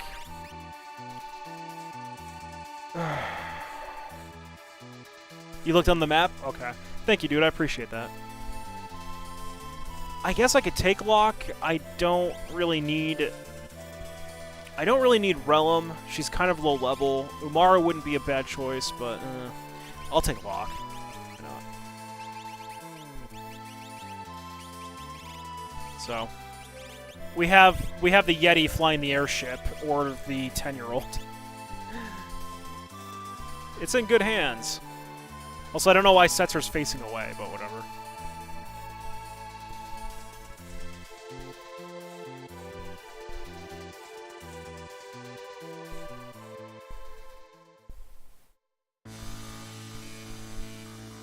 Alright, let's do this. Alright, so this party's set. Let's check out Terra. Alright, so the important thing is, let's try to give them some kind of, like, protection. So, berets, frog, blind, poison. You're wrong? That's okay, I can swap it out. Which party is it? Yeah, I'll wait. You're fine. If you're wrong, it's not a big deal, I can just reload. This just saves me time in the long run. Fucking Sega. It's Party 2. Wait, I fucked up. Like, if you end up being wrong, it's not a big deal. Like, even if you were wrong and I got to the room and I'm like with party 3, I would just be like, all right. It is the first team? Okay. No problem. Let's reload. First group? Okay. No problem. Oh shit, did I think I had... No, I didn't have him in this first. I had it in the first group now. It's the first group? Yeah, it's okay. You said it's the first group that will have the staircase to the left of like a little small like room where a dragon is or whatever. That's fine. No problem.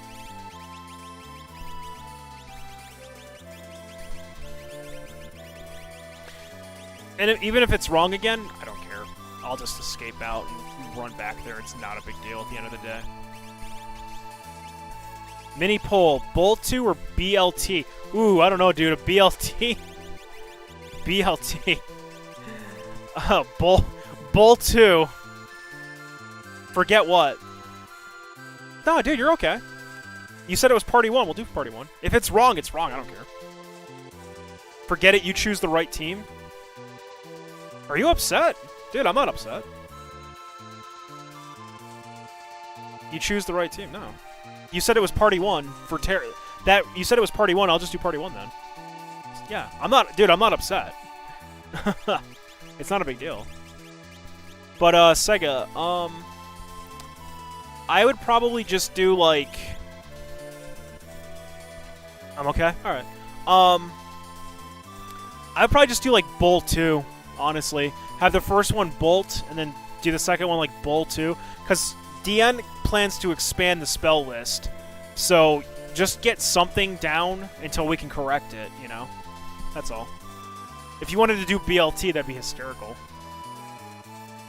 That's what you did? Yeah. So, yeah, until he can expand the characters on the magic list, you're gonna have to get really creative, like Final Fantasy 1 creative, like XXX kill rub. All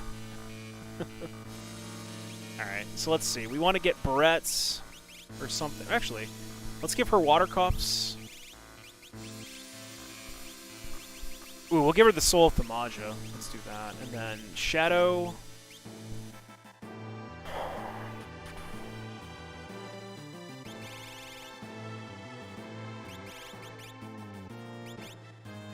Give Shadow the Master Scroll, and...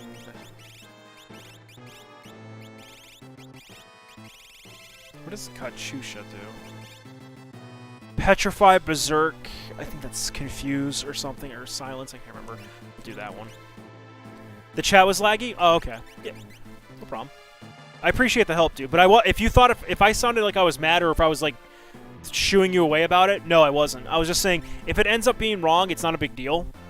If you're right, that's awesome. But if, like, you know, if it ends up whatever, I'm like, nonchalant about it. It's not a big deal. I'm not going to be like, gee, thanks, Gabbo, it wasn't right. No, I'm not that type of guy. So, but I appreciate it. We'll see what, I'm just hoping I can show it off.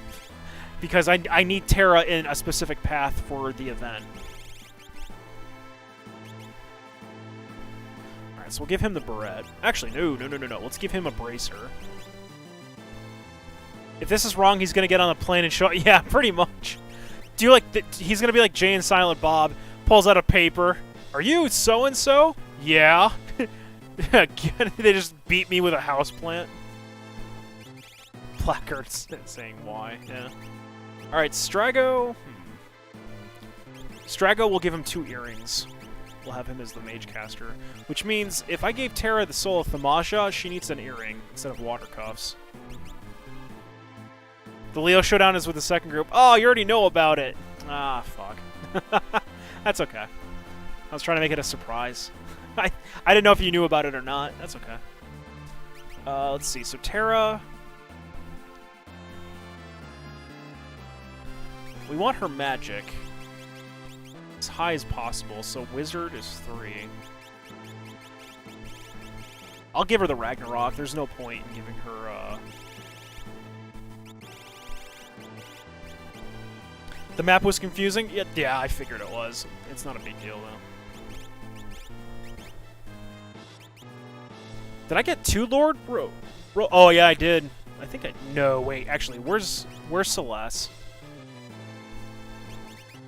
Oh, shit, I did get second robe. Okay, well, guess what? That's going on Terra. Good shit. Alright, so... Night Queen and Sasuke. Kagenui.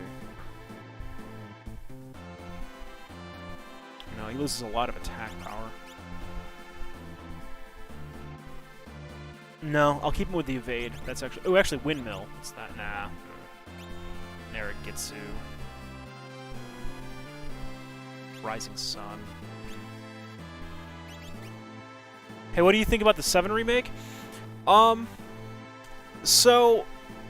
I've never been a huge fan of 7. Like, it's a good game, and that's where I kind of leave it. It's never been, like, a favorite of mine, like, where I'm like, oh my god, I love 7. No, it's a good game to me. But the remake, from what I've seen, it looks good, but I don't really want to judge it until it's out, you know? So I don't want to be like, oh, it looks like shit, you know, Square Enix is terrible. No. I'd rather judge it when it comes out. Will I buy it when it comes out? Oh, yeah. Fuck yeah, I'll buy it. But I'm not super hyped for it right now, sadly, no. Because it's taken them forever, so there's no point. Alright, so he's got God Hand. If I gave him the Ultima, ooh, that's 5 speed. That's a little rough. God Hand and Ultima might not be too bad, though, so let's do that. Okay, so let's give him as much magic as we can. Zeus Mace wouldn't be too bad. Oh my god, look at his... Holy shit! How did his power get so fucking low? Look at Strago's power! God damn it, they really memed him into Tella, didn't they? Good god, alright.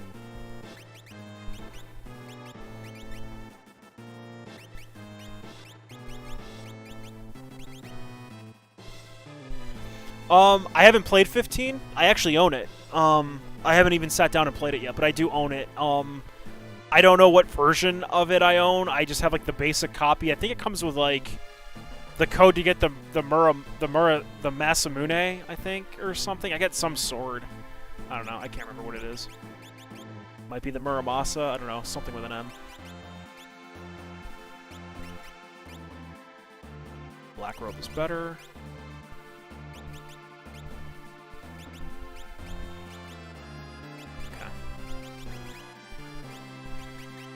And we're going to want to give... Well, actually, the thing is, before a boss fight, I can unequip any of the Espers. So it's not a big deal for them. Also, Sabin needs to be... Oh, he's in the front row. Okay. Alright, we need to equip the third party, and then we'll save it. Alright, so relics first. Setzer, what do we want to give Setzer?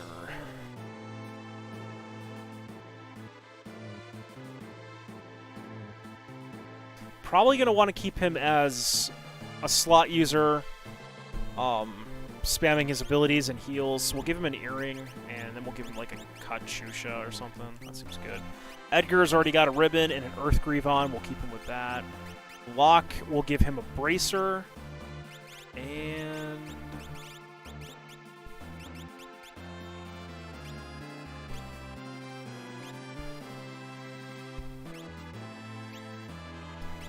I guess another Katyusha. Alright, I'm not gonna worry about his equipment right now. Mog, so we're gonna turn Mog into a... Oh my god, I got both of the Dragoons in the party. I did not realize that, that's funny. I don't... Can he equip Gungnir? Or Gungnir, sorry, I always fucking... Screw that name up. I don't think he can. I think I'm gonna have to actually give him...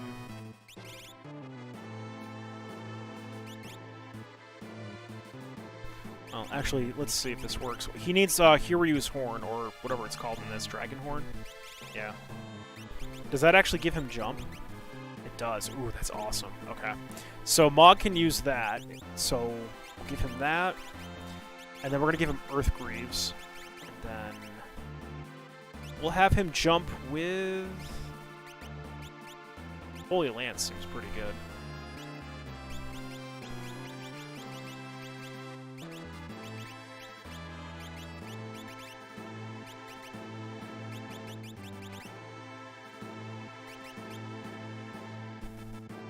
Snow Scarf actually seems way better.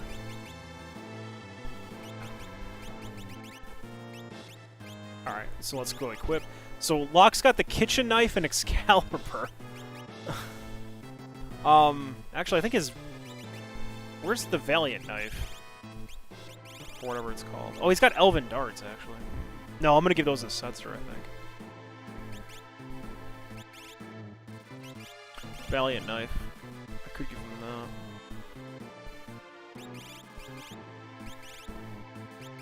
Or was it the Orichalcum? I think it was the Orichalcum.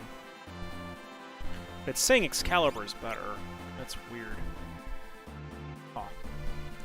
Okay, well, we'll rock this, I suppose. I'm not too concerned about Locke. And then Edgar, I know, is set. Oh, I did have a second copy of Grand Helm and Maximilian. Get fucked! So I got him on Edgar and Cyan now. Good shit. Good shit indeed. Alright, so let's equip Setzer. We'll give him the... Do I want Last Resort, or do I want Elven Darts? I think I'll keep him on Last Resort.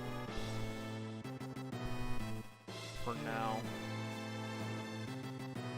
Actually, no, we'll play him with Elven Darts, why not?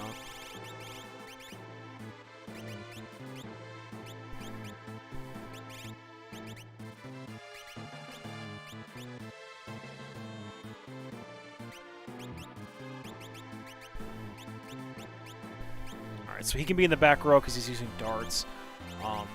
And then both Dragoons can be in the back row because Jump's not affected by row. And so Locke's the only one who's got to be in the front. Alright, we're good. Let's go ahead and save. And let's get this shindig on the go. Now, I could also give Mog the Moogle Charm to get through here, which actually maybe I should be doing. Just to speed this up, because we don't need to fight any battles here, so let's just do that. Plus, it'll make exploring a little bit easier. Get all the nice loot. Well, I just got a Royal Crown. Edgar and Sabin, but Edgar doesn't need it, and Sabin's already wearing it, so that's kind of a waste.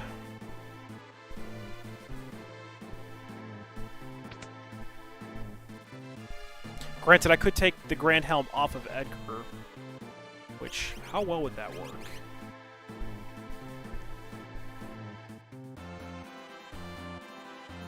Not very.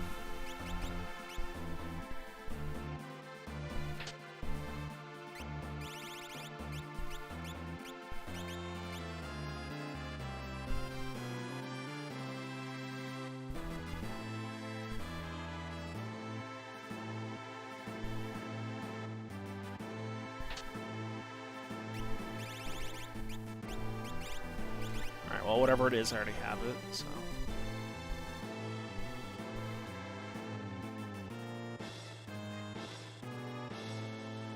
Is there another path over here? Nope, never mind, it just takes me back here.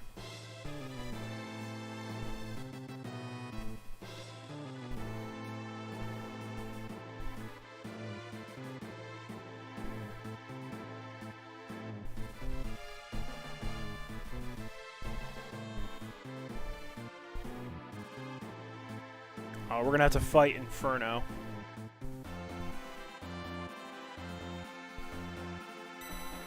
You can't even see him up there. Little sneaky bastard.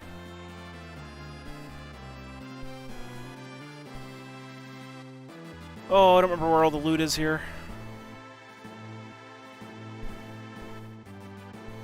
What was the point of that? Oh, probably just to get out if we need to get out. Okay, I see.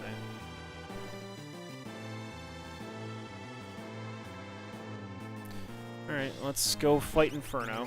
So I had Earthgreaves on him. Yeah.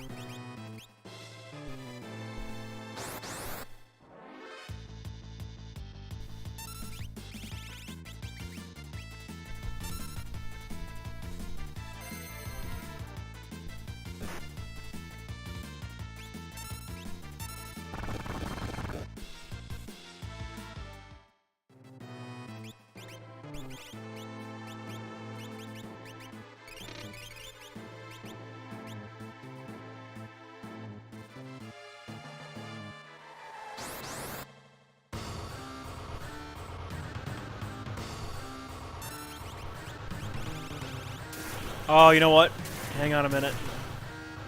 I goofed.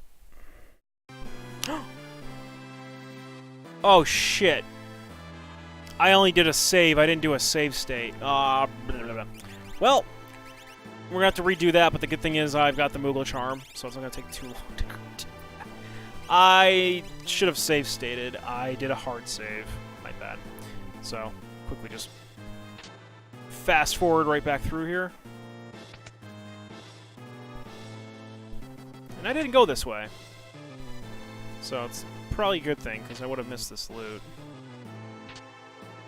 I'm an idiot.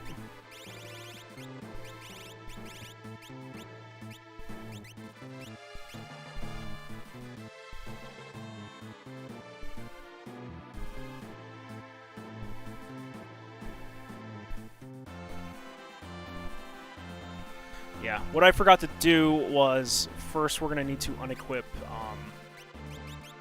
the Espers on Celeste's party and give them to that party.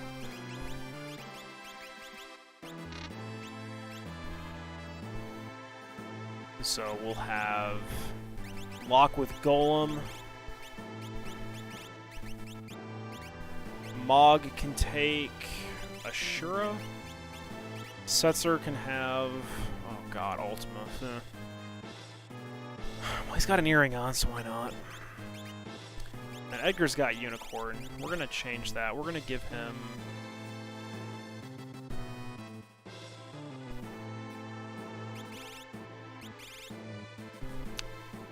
I guess we'll give him Seraphim.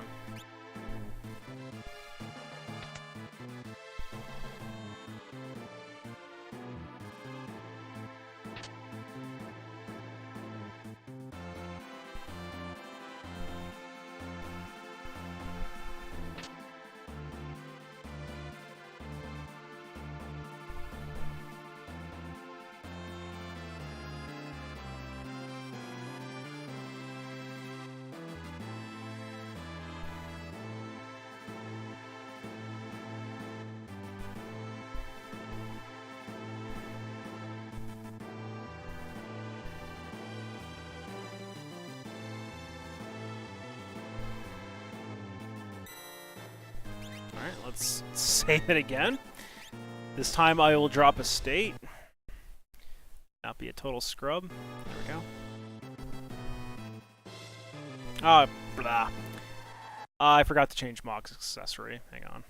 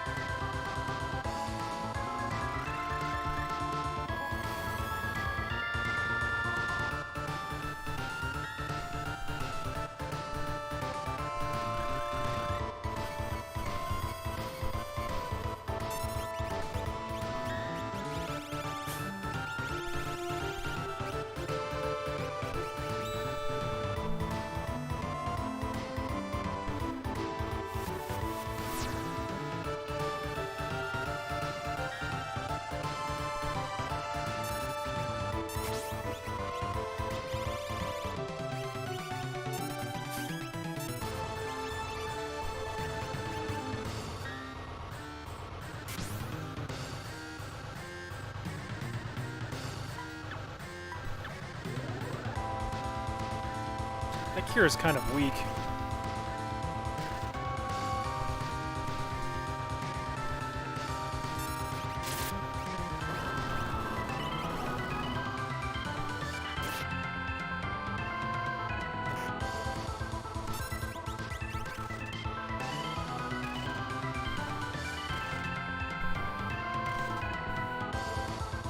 God damn. Edgar and Mog as Dragoons is just too game breaking. They fucked him up.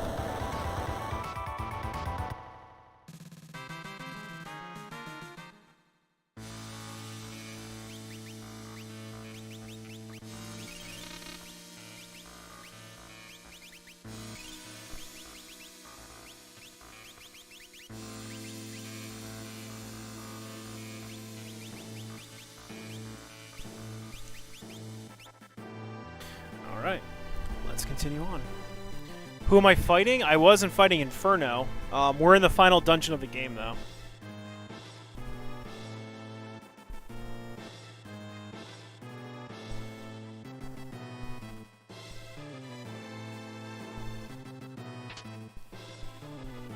I know one of these should be a ribbon.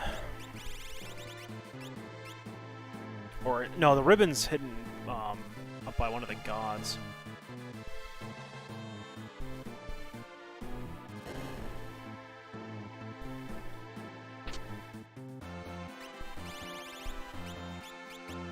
Rainbow Brush. Oh, we don't have Realm.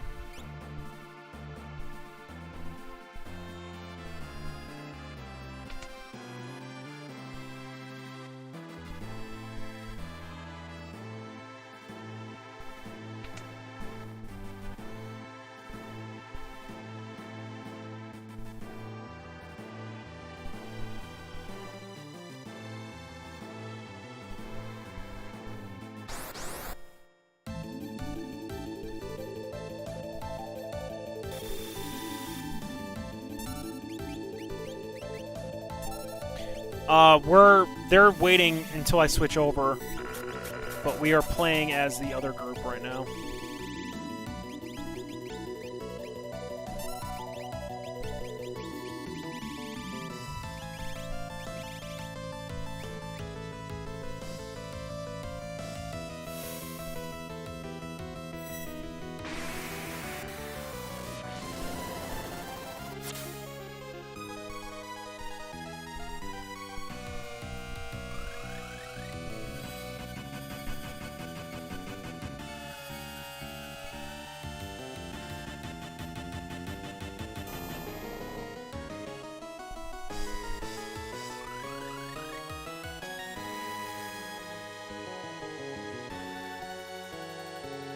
Oh good, he's got Mighty Guard.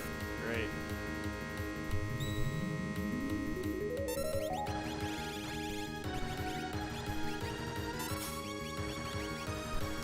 No steals. Alright, that makes this easy.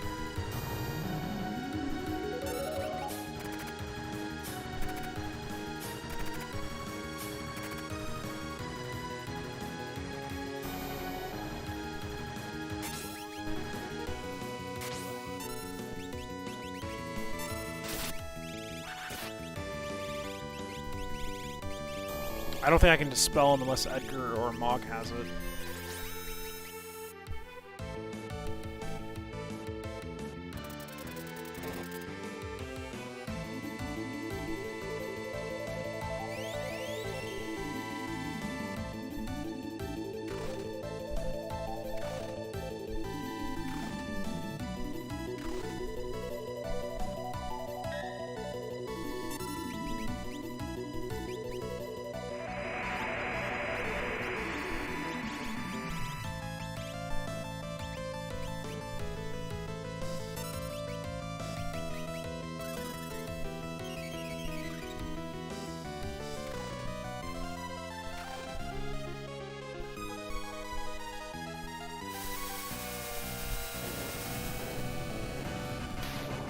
Nice.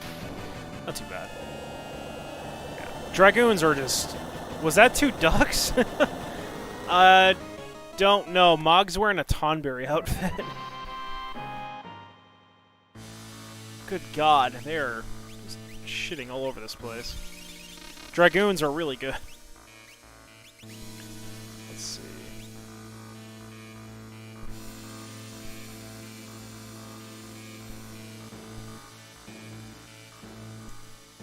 Alright, so we've hit our first stopping point with this party, so this party's done. So we're going to go ahead and unequip all its Espers. And then we'll switch back to Terra's group. We'll give Terra Ultima. He can take Golem. Sabin can take Ashura, I guess. And he can take, I guess, Seraphim. Okay, let's drop a save. And let's go.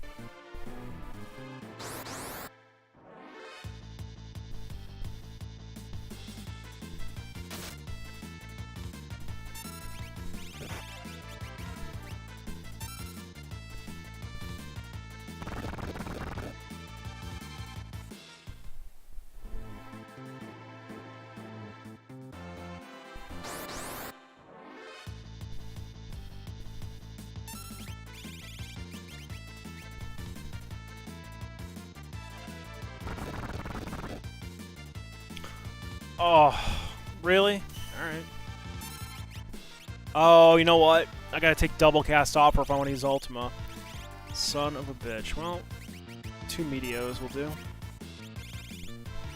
With a Grand Delta and... Actually, no.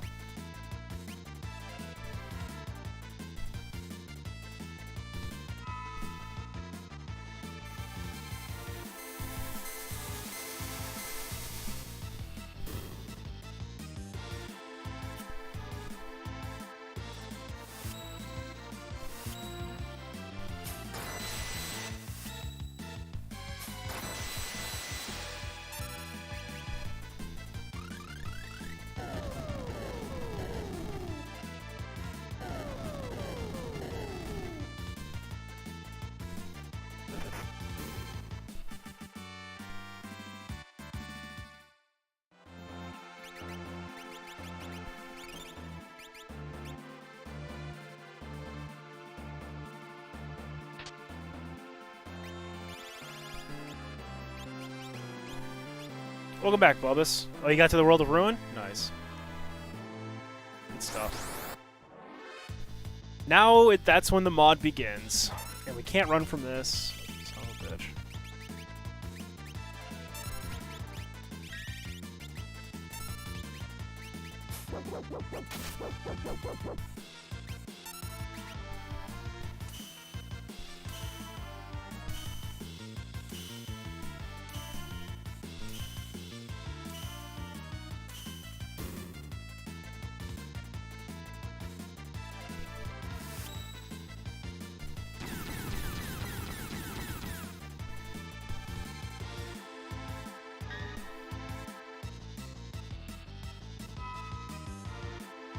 I think it's everybody's favorite part, because it's basically when the game really starts and takes off.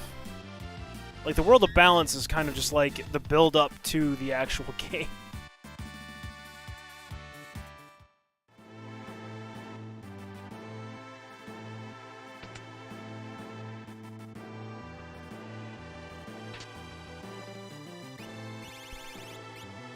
Fake dice. Ooh. That's Setzer's thing. Let's give those to him right now, I think. I think that's going to be his best weapon.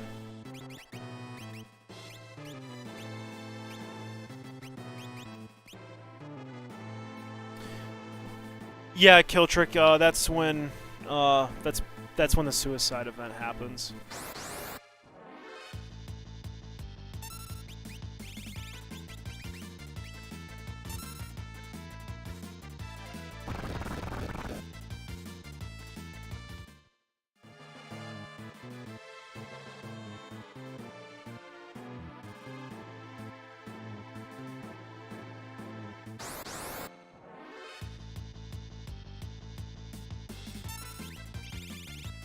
I keep forgetting I gotta take double cast off her, so if I'm not giving her a Soul of Thamasa, I think I'll probably just give her like a Katyusha or a Barret.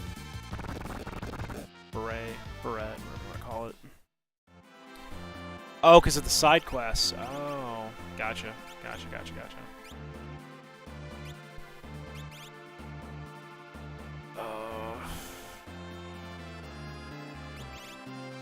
Yeah, it's more important. In that case, we'll give him a Soul of Thamasa.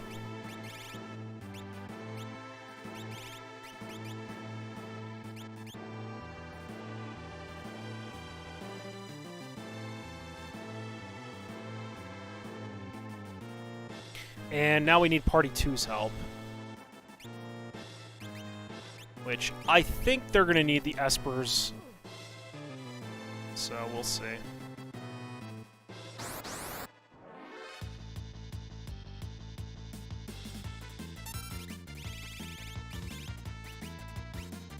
Yeah, no problem, Killtrick. By all means, man, if you have questions, feel free to ask.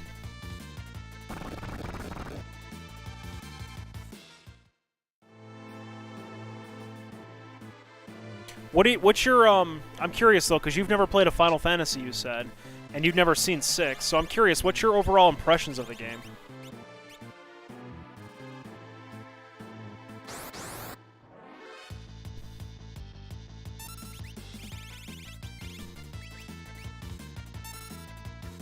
Granted, this isn't exactly the real version of Final Fantasy VI, but, you know, it is what it is. Whoopsies, there goes my phone. Oh, shit, hang on. There we go. I was, repositioning myself, my phone flew.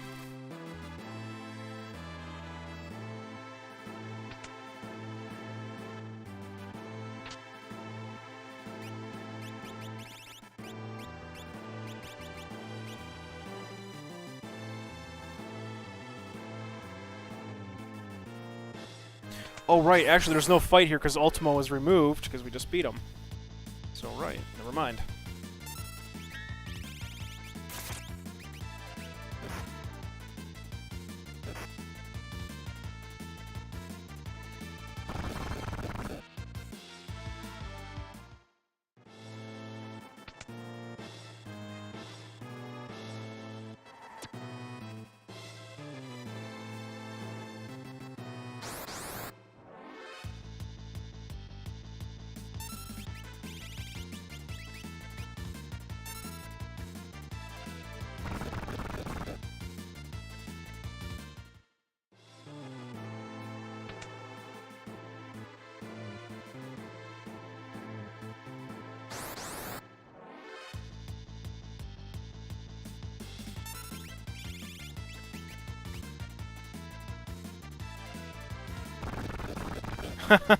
Yeah, and it doesn't help that you can't read the dialogue, so you can't really get a good grasp of the story unless it's explained to you, so I feel you.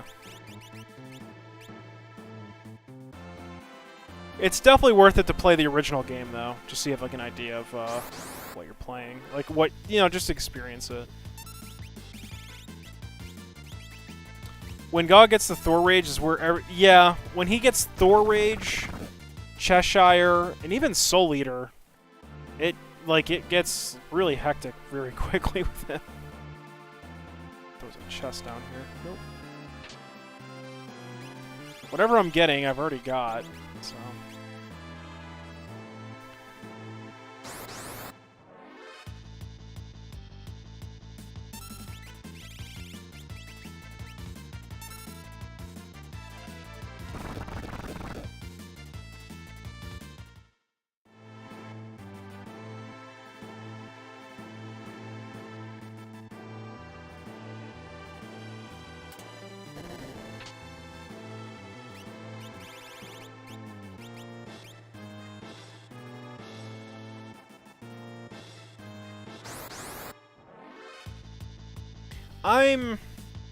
I'm kind of on the fence with the rage system because he didn't really fuck with it, and there's too many rages, and a lot of them are shit. So it's like, I prefer Brave New World and how they fixed it. You go through doors you don't even see? Yeah. So you can kind of see where doors are if they're hidden, because there's like a little, like... There's like a little overhang with like blinking lights to signal a door. I guess I can show it off in a second if there is one. Like you see like those arrows blinking? You just kind of look for that. Well, that's Leo. So it was Party 2. Fuck. Okay. Let's go ahead and leave. Let's go ahead and leave. Oh shit! When was the last time I saved? Well, that's fine. We didn't kill anything. Yeah. Okay. So it is party 2. That's fine. So let's go ahead and swap that out because I definitely want Terra in that party. So Gabbo was correct the first time. That's okay. Hang on. My phone's dying. I gotta plug my phone in.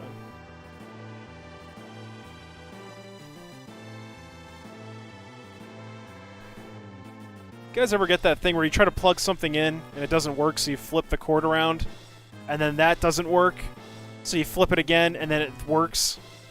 Fucking magic.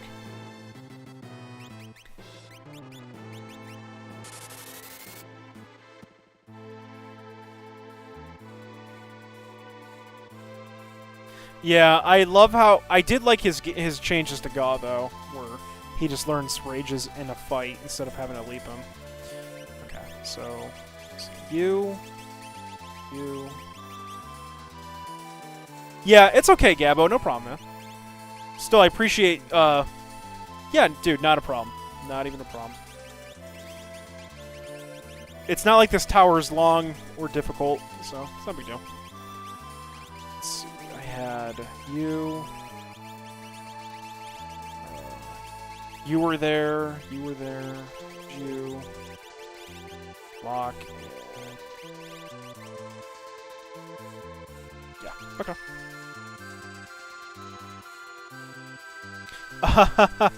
Was it? Nice. Yeah, but it's like you kind of plug something in, doesn't work. So you're like, son of a bitch. So you go to plug it in. You flip it around, doesn't work, you flip it again, fucking works. You're like, dude, what is this sorcery? That's exactly what just happened to me. Alright, so... let's have... Alright, we gotta have Rydia get through here. Or, not Rydia, Terra.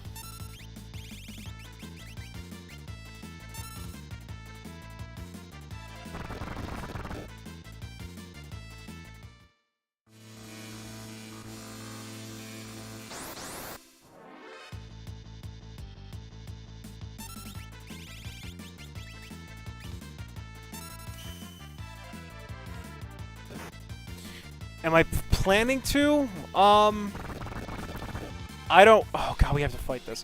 I don't know if I'll get through it tonight. And I got double cast on her. I gotta swap that out. I don't know if I'll get through everything tonight. It's probably gonna be a tomorrow thing, where the first part of my stream is finishing this, and then the second part is starting up Resident Evil. But let me see how long this... how long it takes to get through here.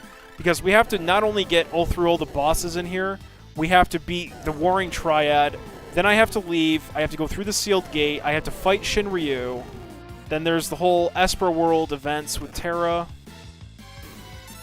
and then we have to come back through the tower again and go to Kefka. So I'm thinking...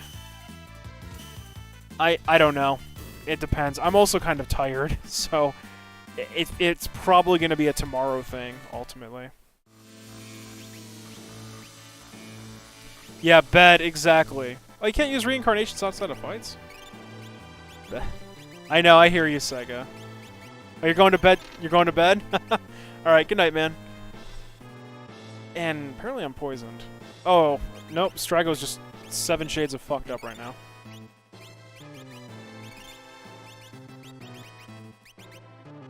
What did I gave her a Kachusha, and then...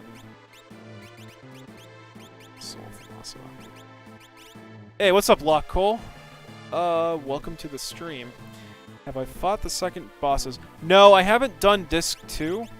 I could, but Disc 2 isn't in English, and I've previously, in my past Let's Play, I've done that, so there's no reason for me to really showcase that off, I guess.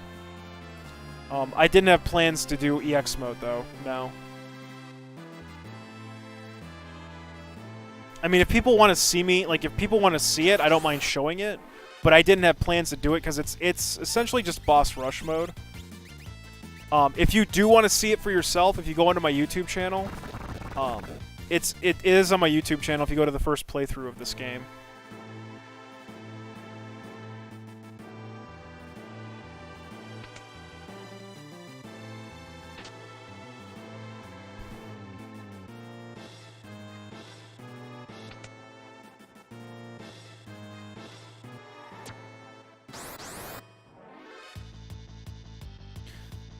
What? Number 128's a random battle now? That's fun. I bet you I can't escape this.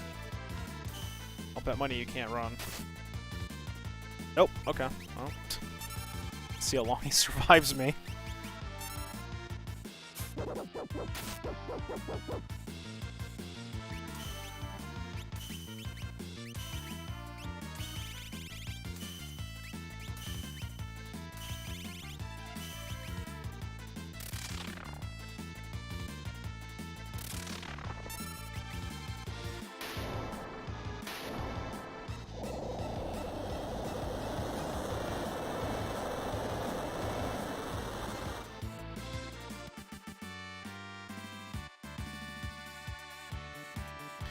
But we'll see how I'm feeling. Let me get through to Kefka, and we'll see how I'm feeling.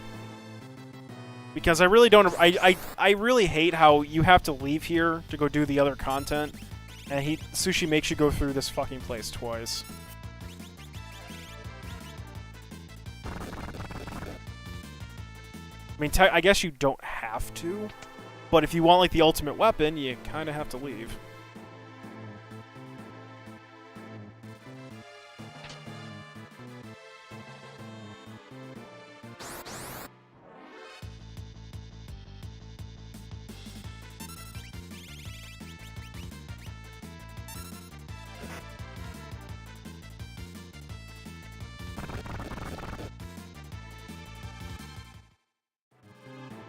Yeah, neither have I. That was pretty funny to me. I'm like, oh, he's a random fight now. That's pretty cool.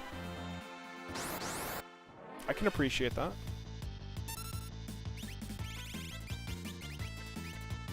Granted, he's weak.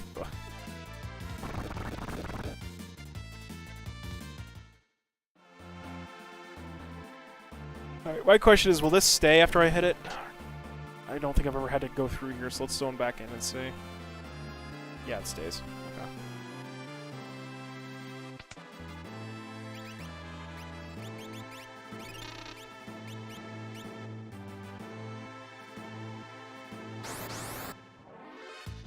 So we have a new event coming up here in a second. If you don't have Terra, you don't get the additional bit of dialogue, but if you do have her...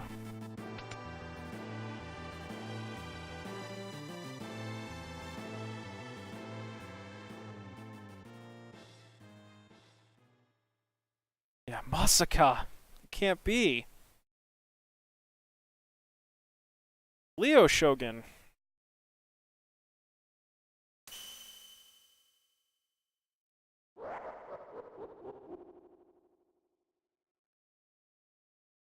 So essentially what happened is Kefka revived him to fight against you.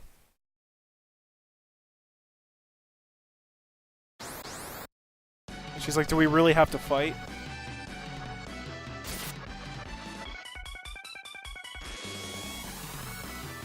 I pretty much just summed it up. I just summed it up for you.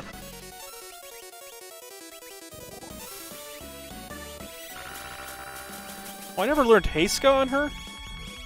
That's shit.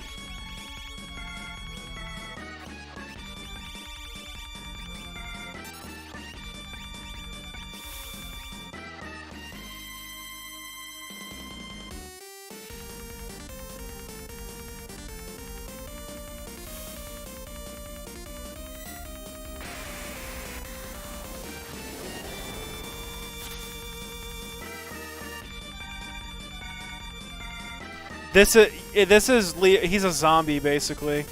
I'm fighting General Leo.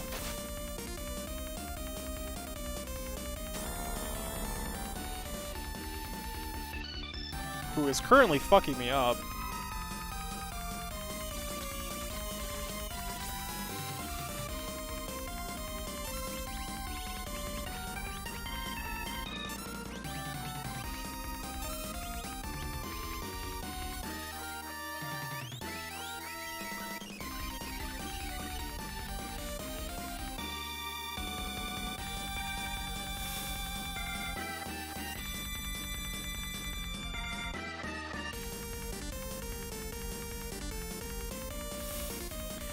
Yeah, Zombie Leo. Leo is a general of the Empire. along with him, along with Celeste and Kefka, they were like the top 3 generals. And Leo is basically a soldier amongst soldiers. He's like a warrior's warrior type guy.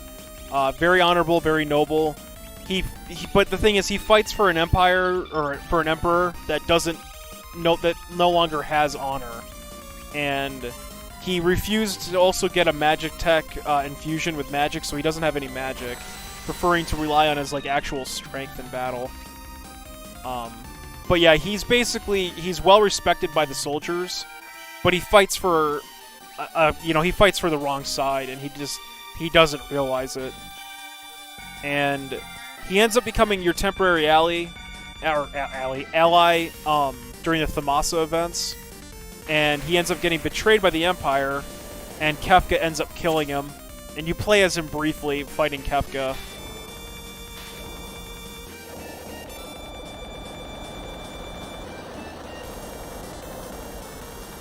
But everybody loves Leo because he's got the shock ability, which we just got.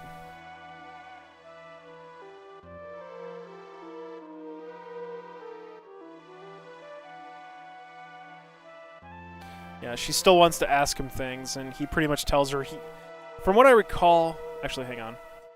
Yeah, he thanks her, and he leaves the world up to her now, like in her hands. Okay.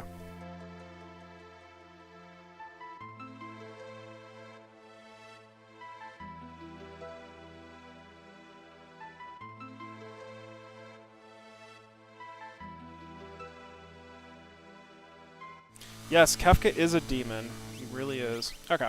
So, let's check out Terra's new toy.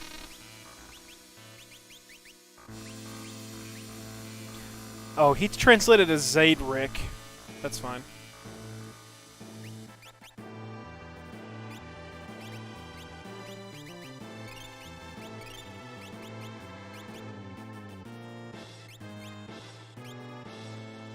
Let's go ahead and save. So, let's see. So Terra's got a new toy on. If anybody could read Japanese, you could tell what that accessory I just got does. If not, you'll see it in a minute. Really, a back attack?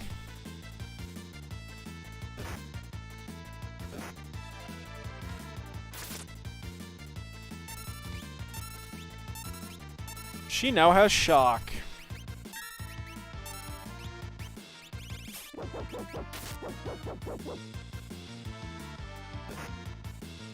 See how strong it is.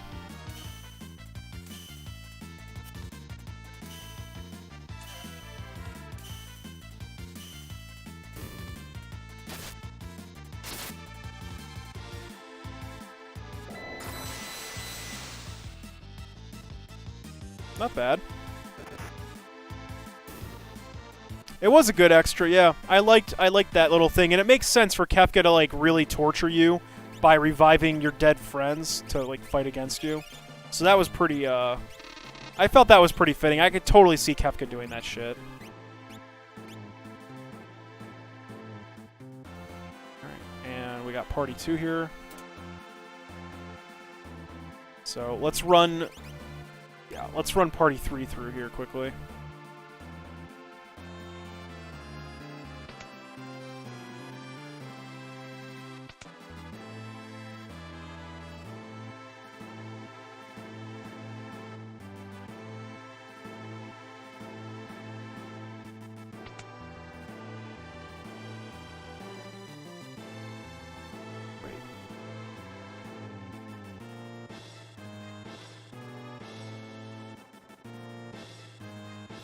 I still feel like Celeste should have gotten shock, but it's whatever. Or at the very least, let them both have it, because Prey for Celeste is really shitty.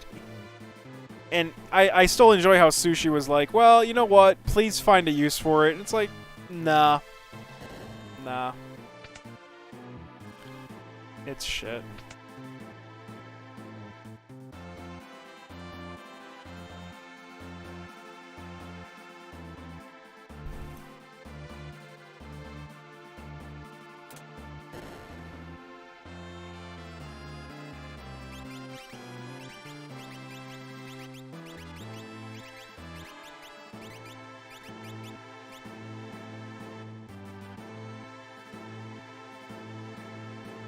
Master Mage boss sprite? You mean the was that the Fanatics Tower boss, Gabbo?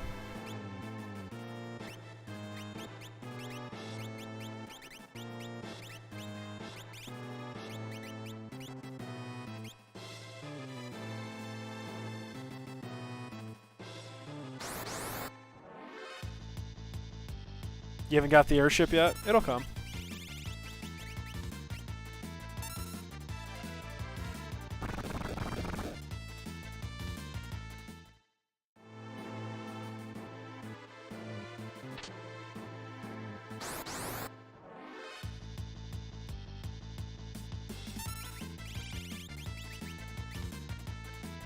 Actually, what I might do is I might get through the entire tower here, and then tomorrow save the Sealed Cave event in Shinryu, and then finish it off with Kefka. But yeah, definitely tomorrow I'm going to be moving on to Resident Evil 1's my Resident Evil 1 HD remaster, my knife only kill all challenge, which I even think I'm a little crazy for attempting. Because even in my dry run and like planning the route out and trying to figure out the best way to like kill every zombie and then light them on fire or get multiple of them, I did pretty well. And I got back to the house and then hunters are around and I have no healing items.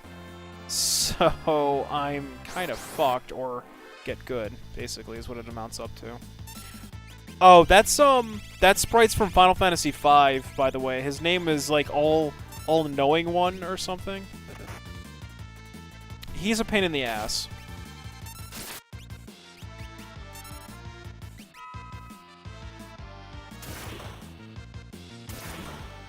Oh good, the Malboro absorbs.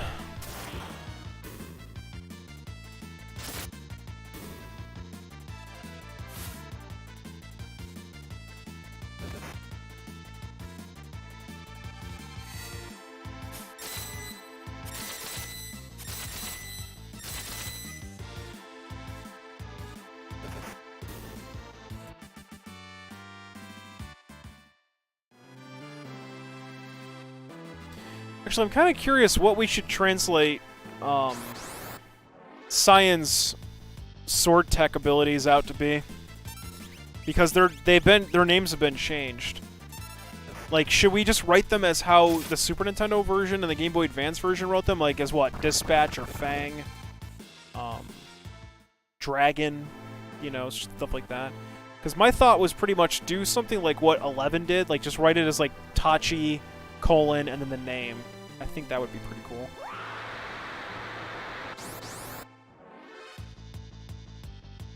Okay, yeah, I'll make sure I save this time. Thank you. Sleep well, Killtrick, and thanks again for hanging out, man. We'll be doing Resident Evil tomorrow, dude. So you'll get to see Resident Evil again. Prometheus? Yeah, fuck that. Unless it stops me. Metal Cutter.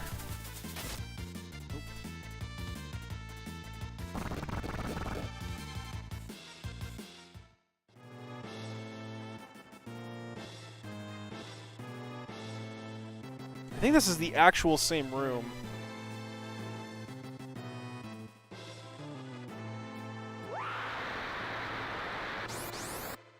God, this is terrifying. Like, that scream, and then like you're fighting like these things. Like, it's what is this shit? It's like a horror movie. All right, Bubba's, thanks again for hanging out, dude. Good luck on T Edition. But yeah, we'll see how my kill all run goes. I just feel like I'm gonna be doing a lot of fucking resets with hunters, but I should be able to play a lot better than my test run. And I'm probably going to have to do a lot of save reloads, because you really can't fuck around in a knife-only kill-all in that game. And the more Crimson Head... And since you're pretty much killing with the knife, you're guaranteed a Crimson Head unless you set the thing on fire. And how I'm going to get around that is I'm going to try to get the zombies to die on one another. So it's going to be kind of tricky to kill a zombie, get the other zombie in the room to die on the first zombie. That way I save all my kerosene.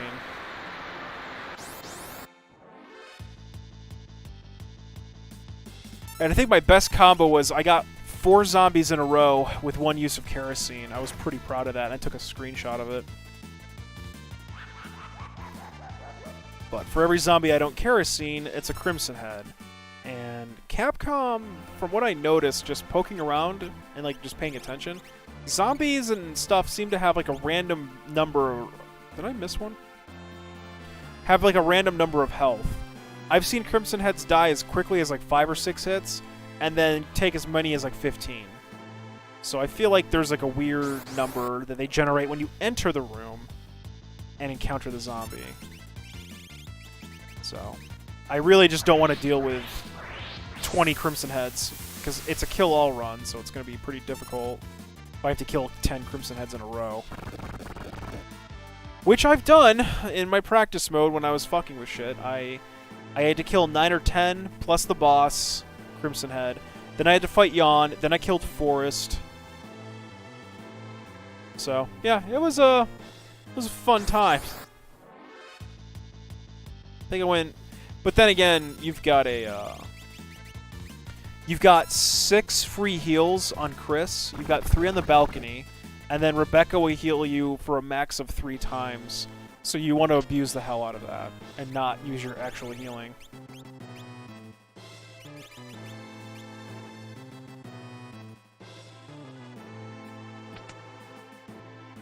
Okay, we made it.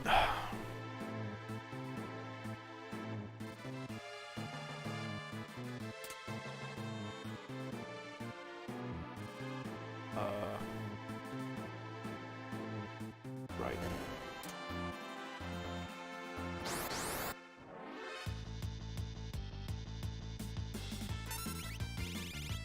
Oh, I'm too tired. It's been a long day. I had, I mentioned this earlier. I started streaming late tonight, but I had a long day. I was at my cousin's baby shower.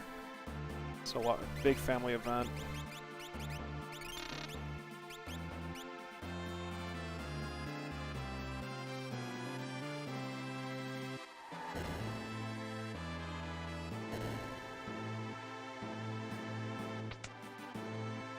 Oh boy.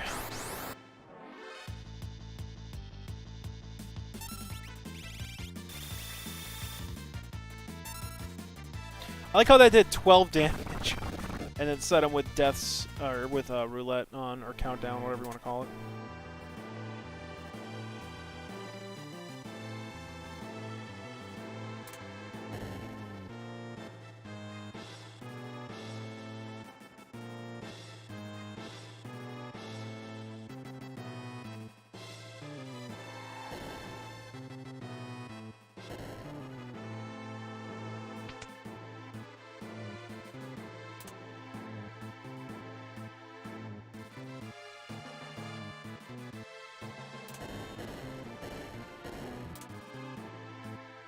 What does this switch do again?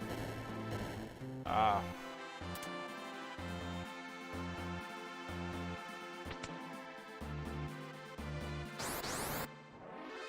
So I think Guardians through this door. So the first event we got through here was that Leo event we just saw. So we have another event coming up in a second, which is only if you do a specific quest. Otherwise, you have to do this event like normal. Yeah, so let's go take Setzer and then through it.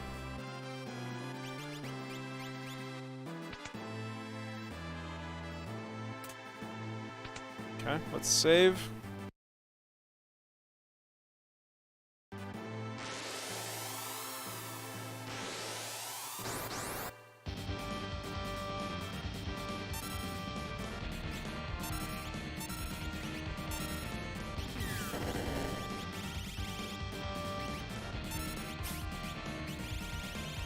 Okay, he's got nothing to steal.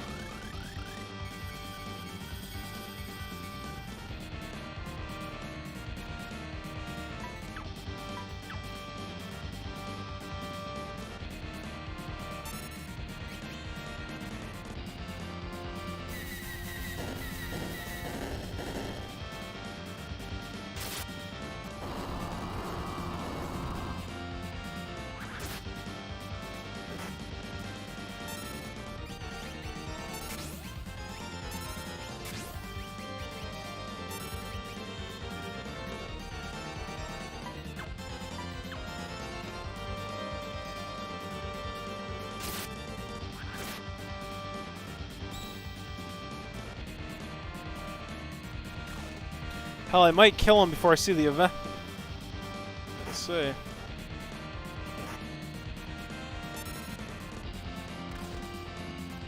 Hopefully Mog doesn't kill him.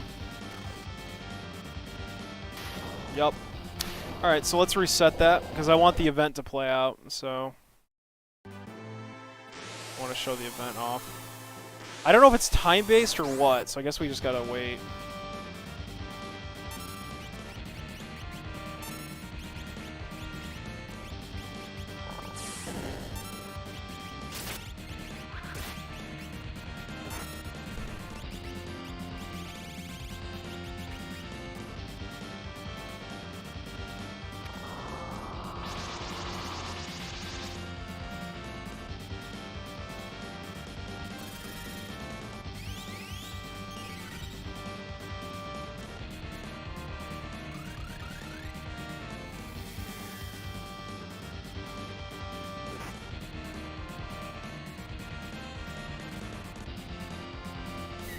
Which song is playing? Ah, good question. It's probably a Romancing Saga or Saga Frontier.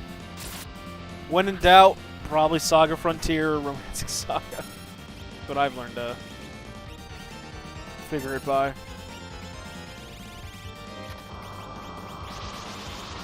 Never learned Heiska on him.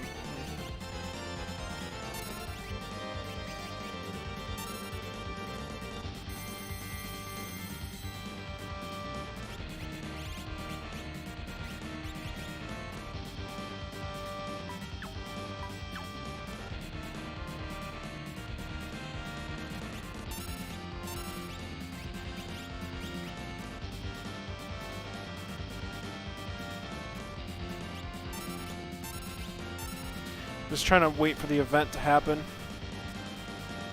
There we go. So he's using Ultros' program.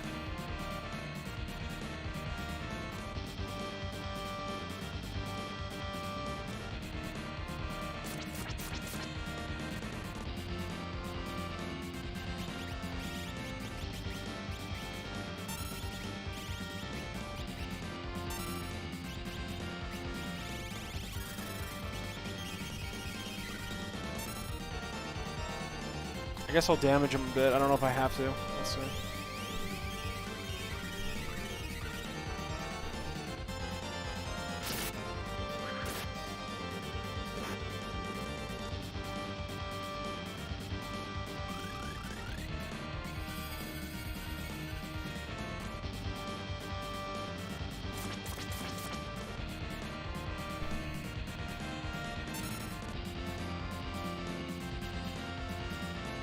Hey, look who it is.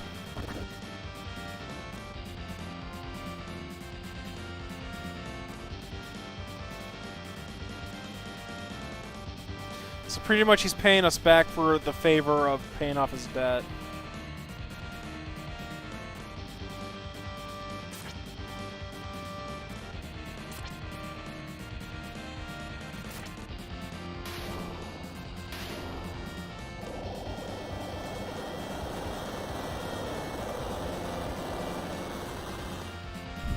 So, you can pretty much have him kill Guardian for you, which is funny.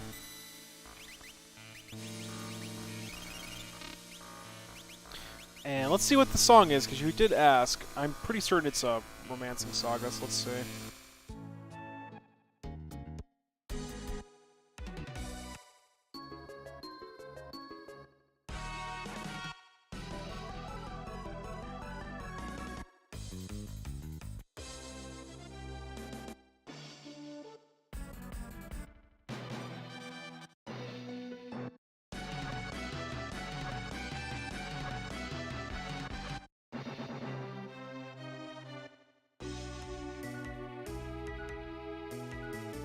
Yeah, I'm not actually sure.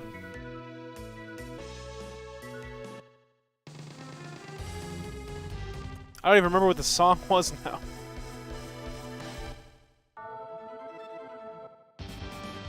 Oh, was it this? Megalomania? Hey, Video Wizard, what'd you miss? I think it was Megalomania that was just playing. Alright, let's go ahead and save. You can always go watch the VOD if you want. If you missed it.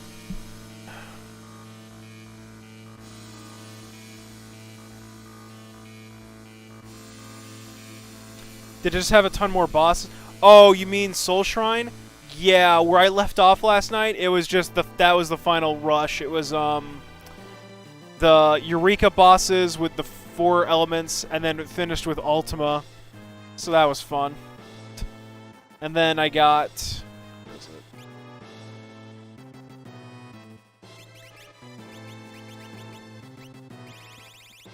The La Seraphica, which absorbs every element in the game. And then look at the stats on this baby. That's crazy for a shield. Pretty nuts. So, Cyan's a little decked out.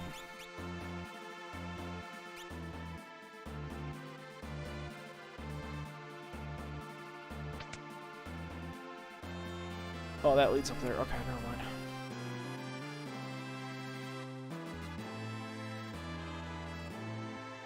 There was an item here.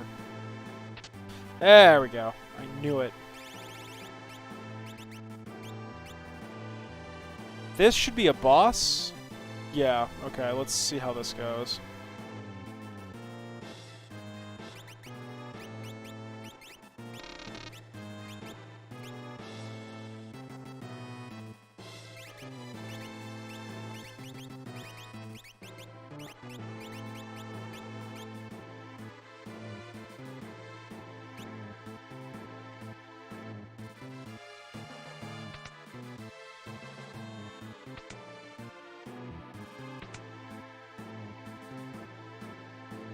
That's a boss. And this is a boss. Alright. So once we kill these guys, we're probably going to be done. Because we have to go through the sealed cave after. So let's first... Actually, you know what? Let's start with Party 1. Let's go with Celeste.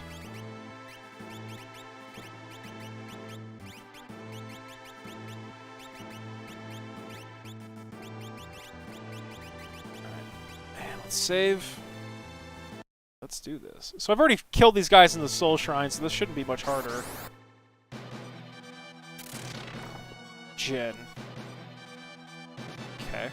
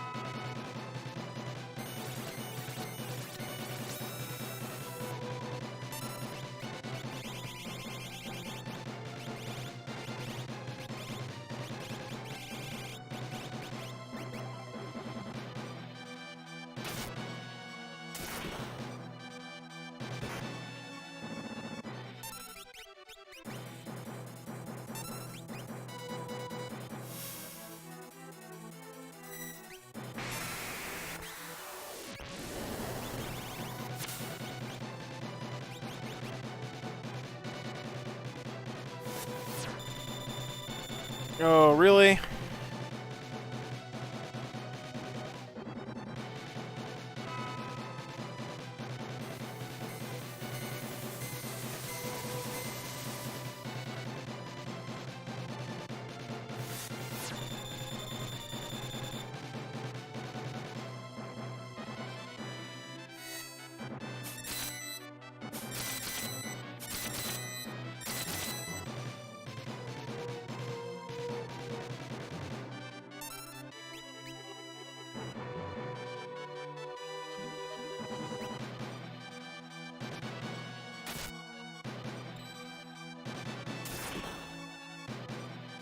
Oh good, he's doing Thor too. This is gonna be fun. This fucker's got Reflect on now.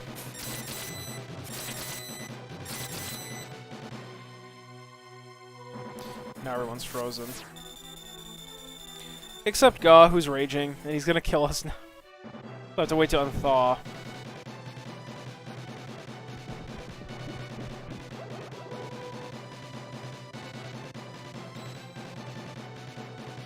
He's petrified and he still shield blocks like a champ.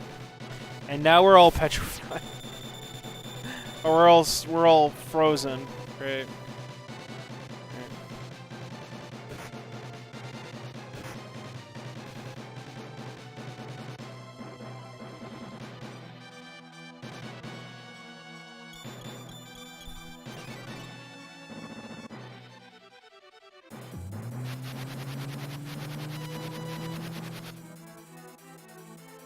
And that apparently melts me, so that's okay, I guess.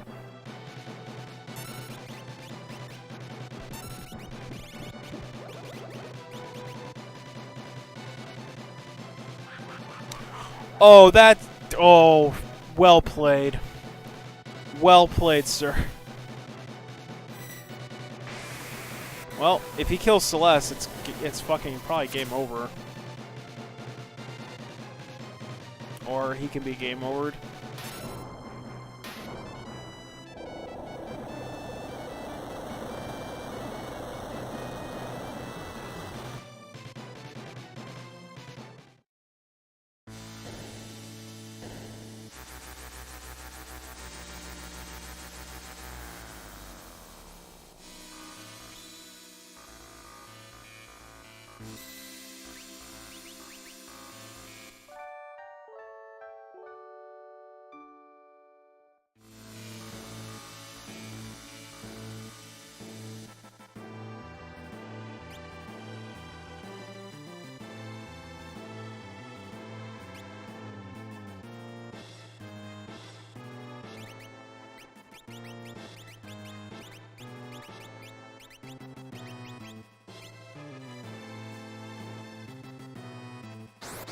Oh god, before I start the fight, I need to equip them with espers. I'm like, I'm like so out of it. Yeah. I'm definitely gonna just knock these two out and go to sleep. And then finish this mod definitely tomorrow. And then we'll jump into Resident Evil.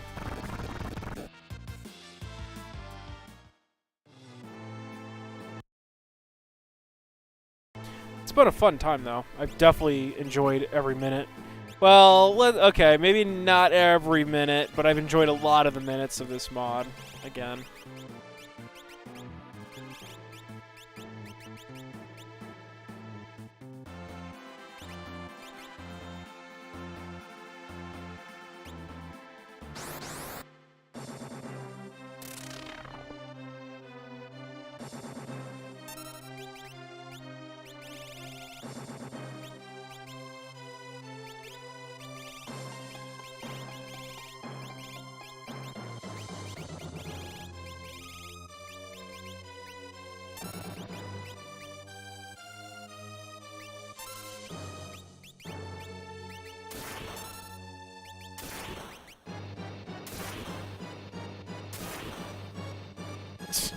Okay.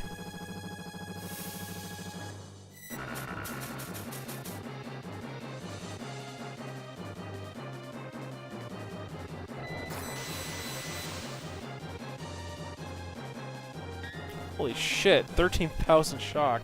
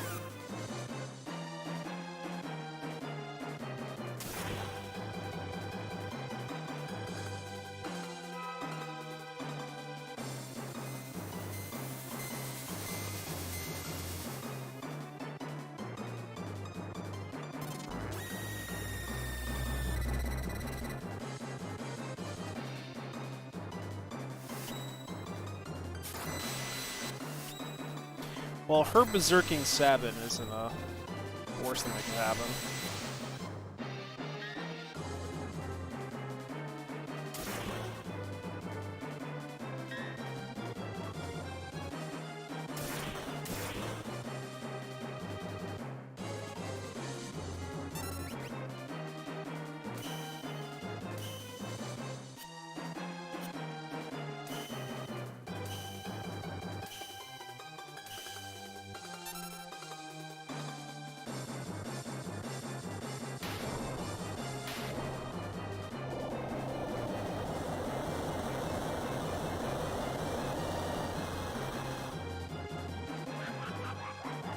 Well, thank God Terra's gonna survive this.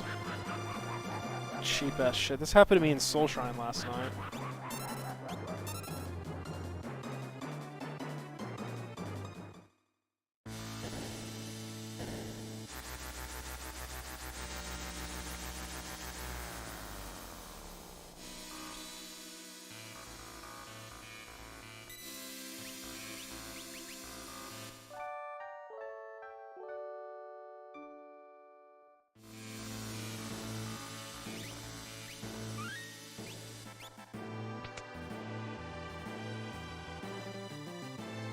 Okay. I think I'm actually gonna stop here. I'm kind of dozing off hard, so I apologize. It's been a long day for me with family stuff going on, partying and everything, so I'm kind of exhausted now. I'll be finishing this tomorrow for sure, and we'll be starting Resident Evil right after on the same mod, or the same stream, not the mod. So let me see who's streaming, and I'll take you guys over for a nice little raid. So let's see.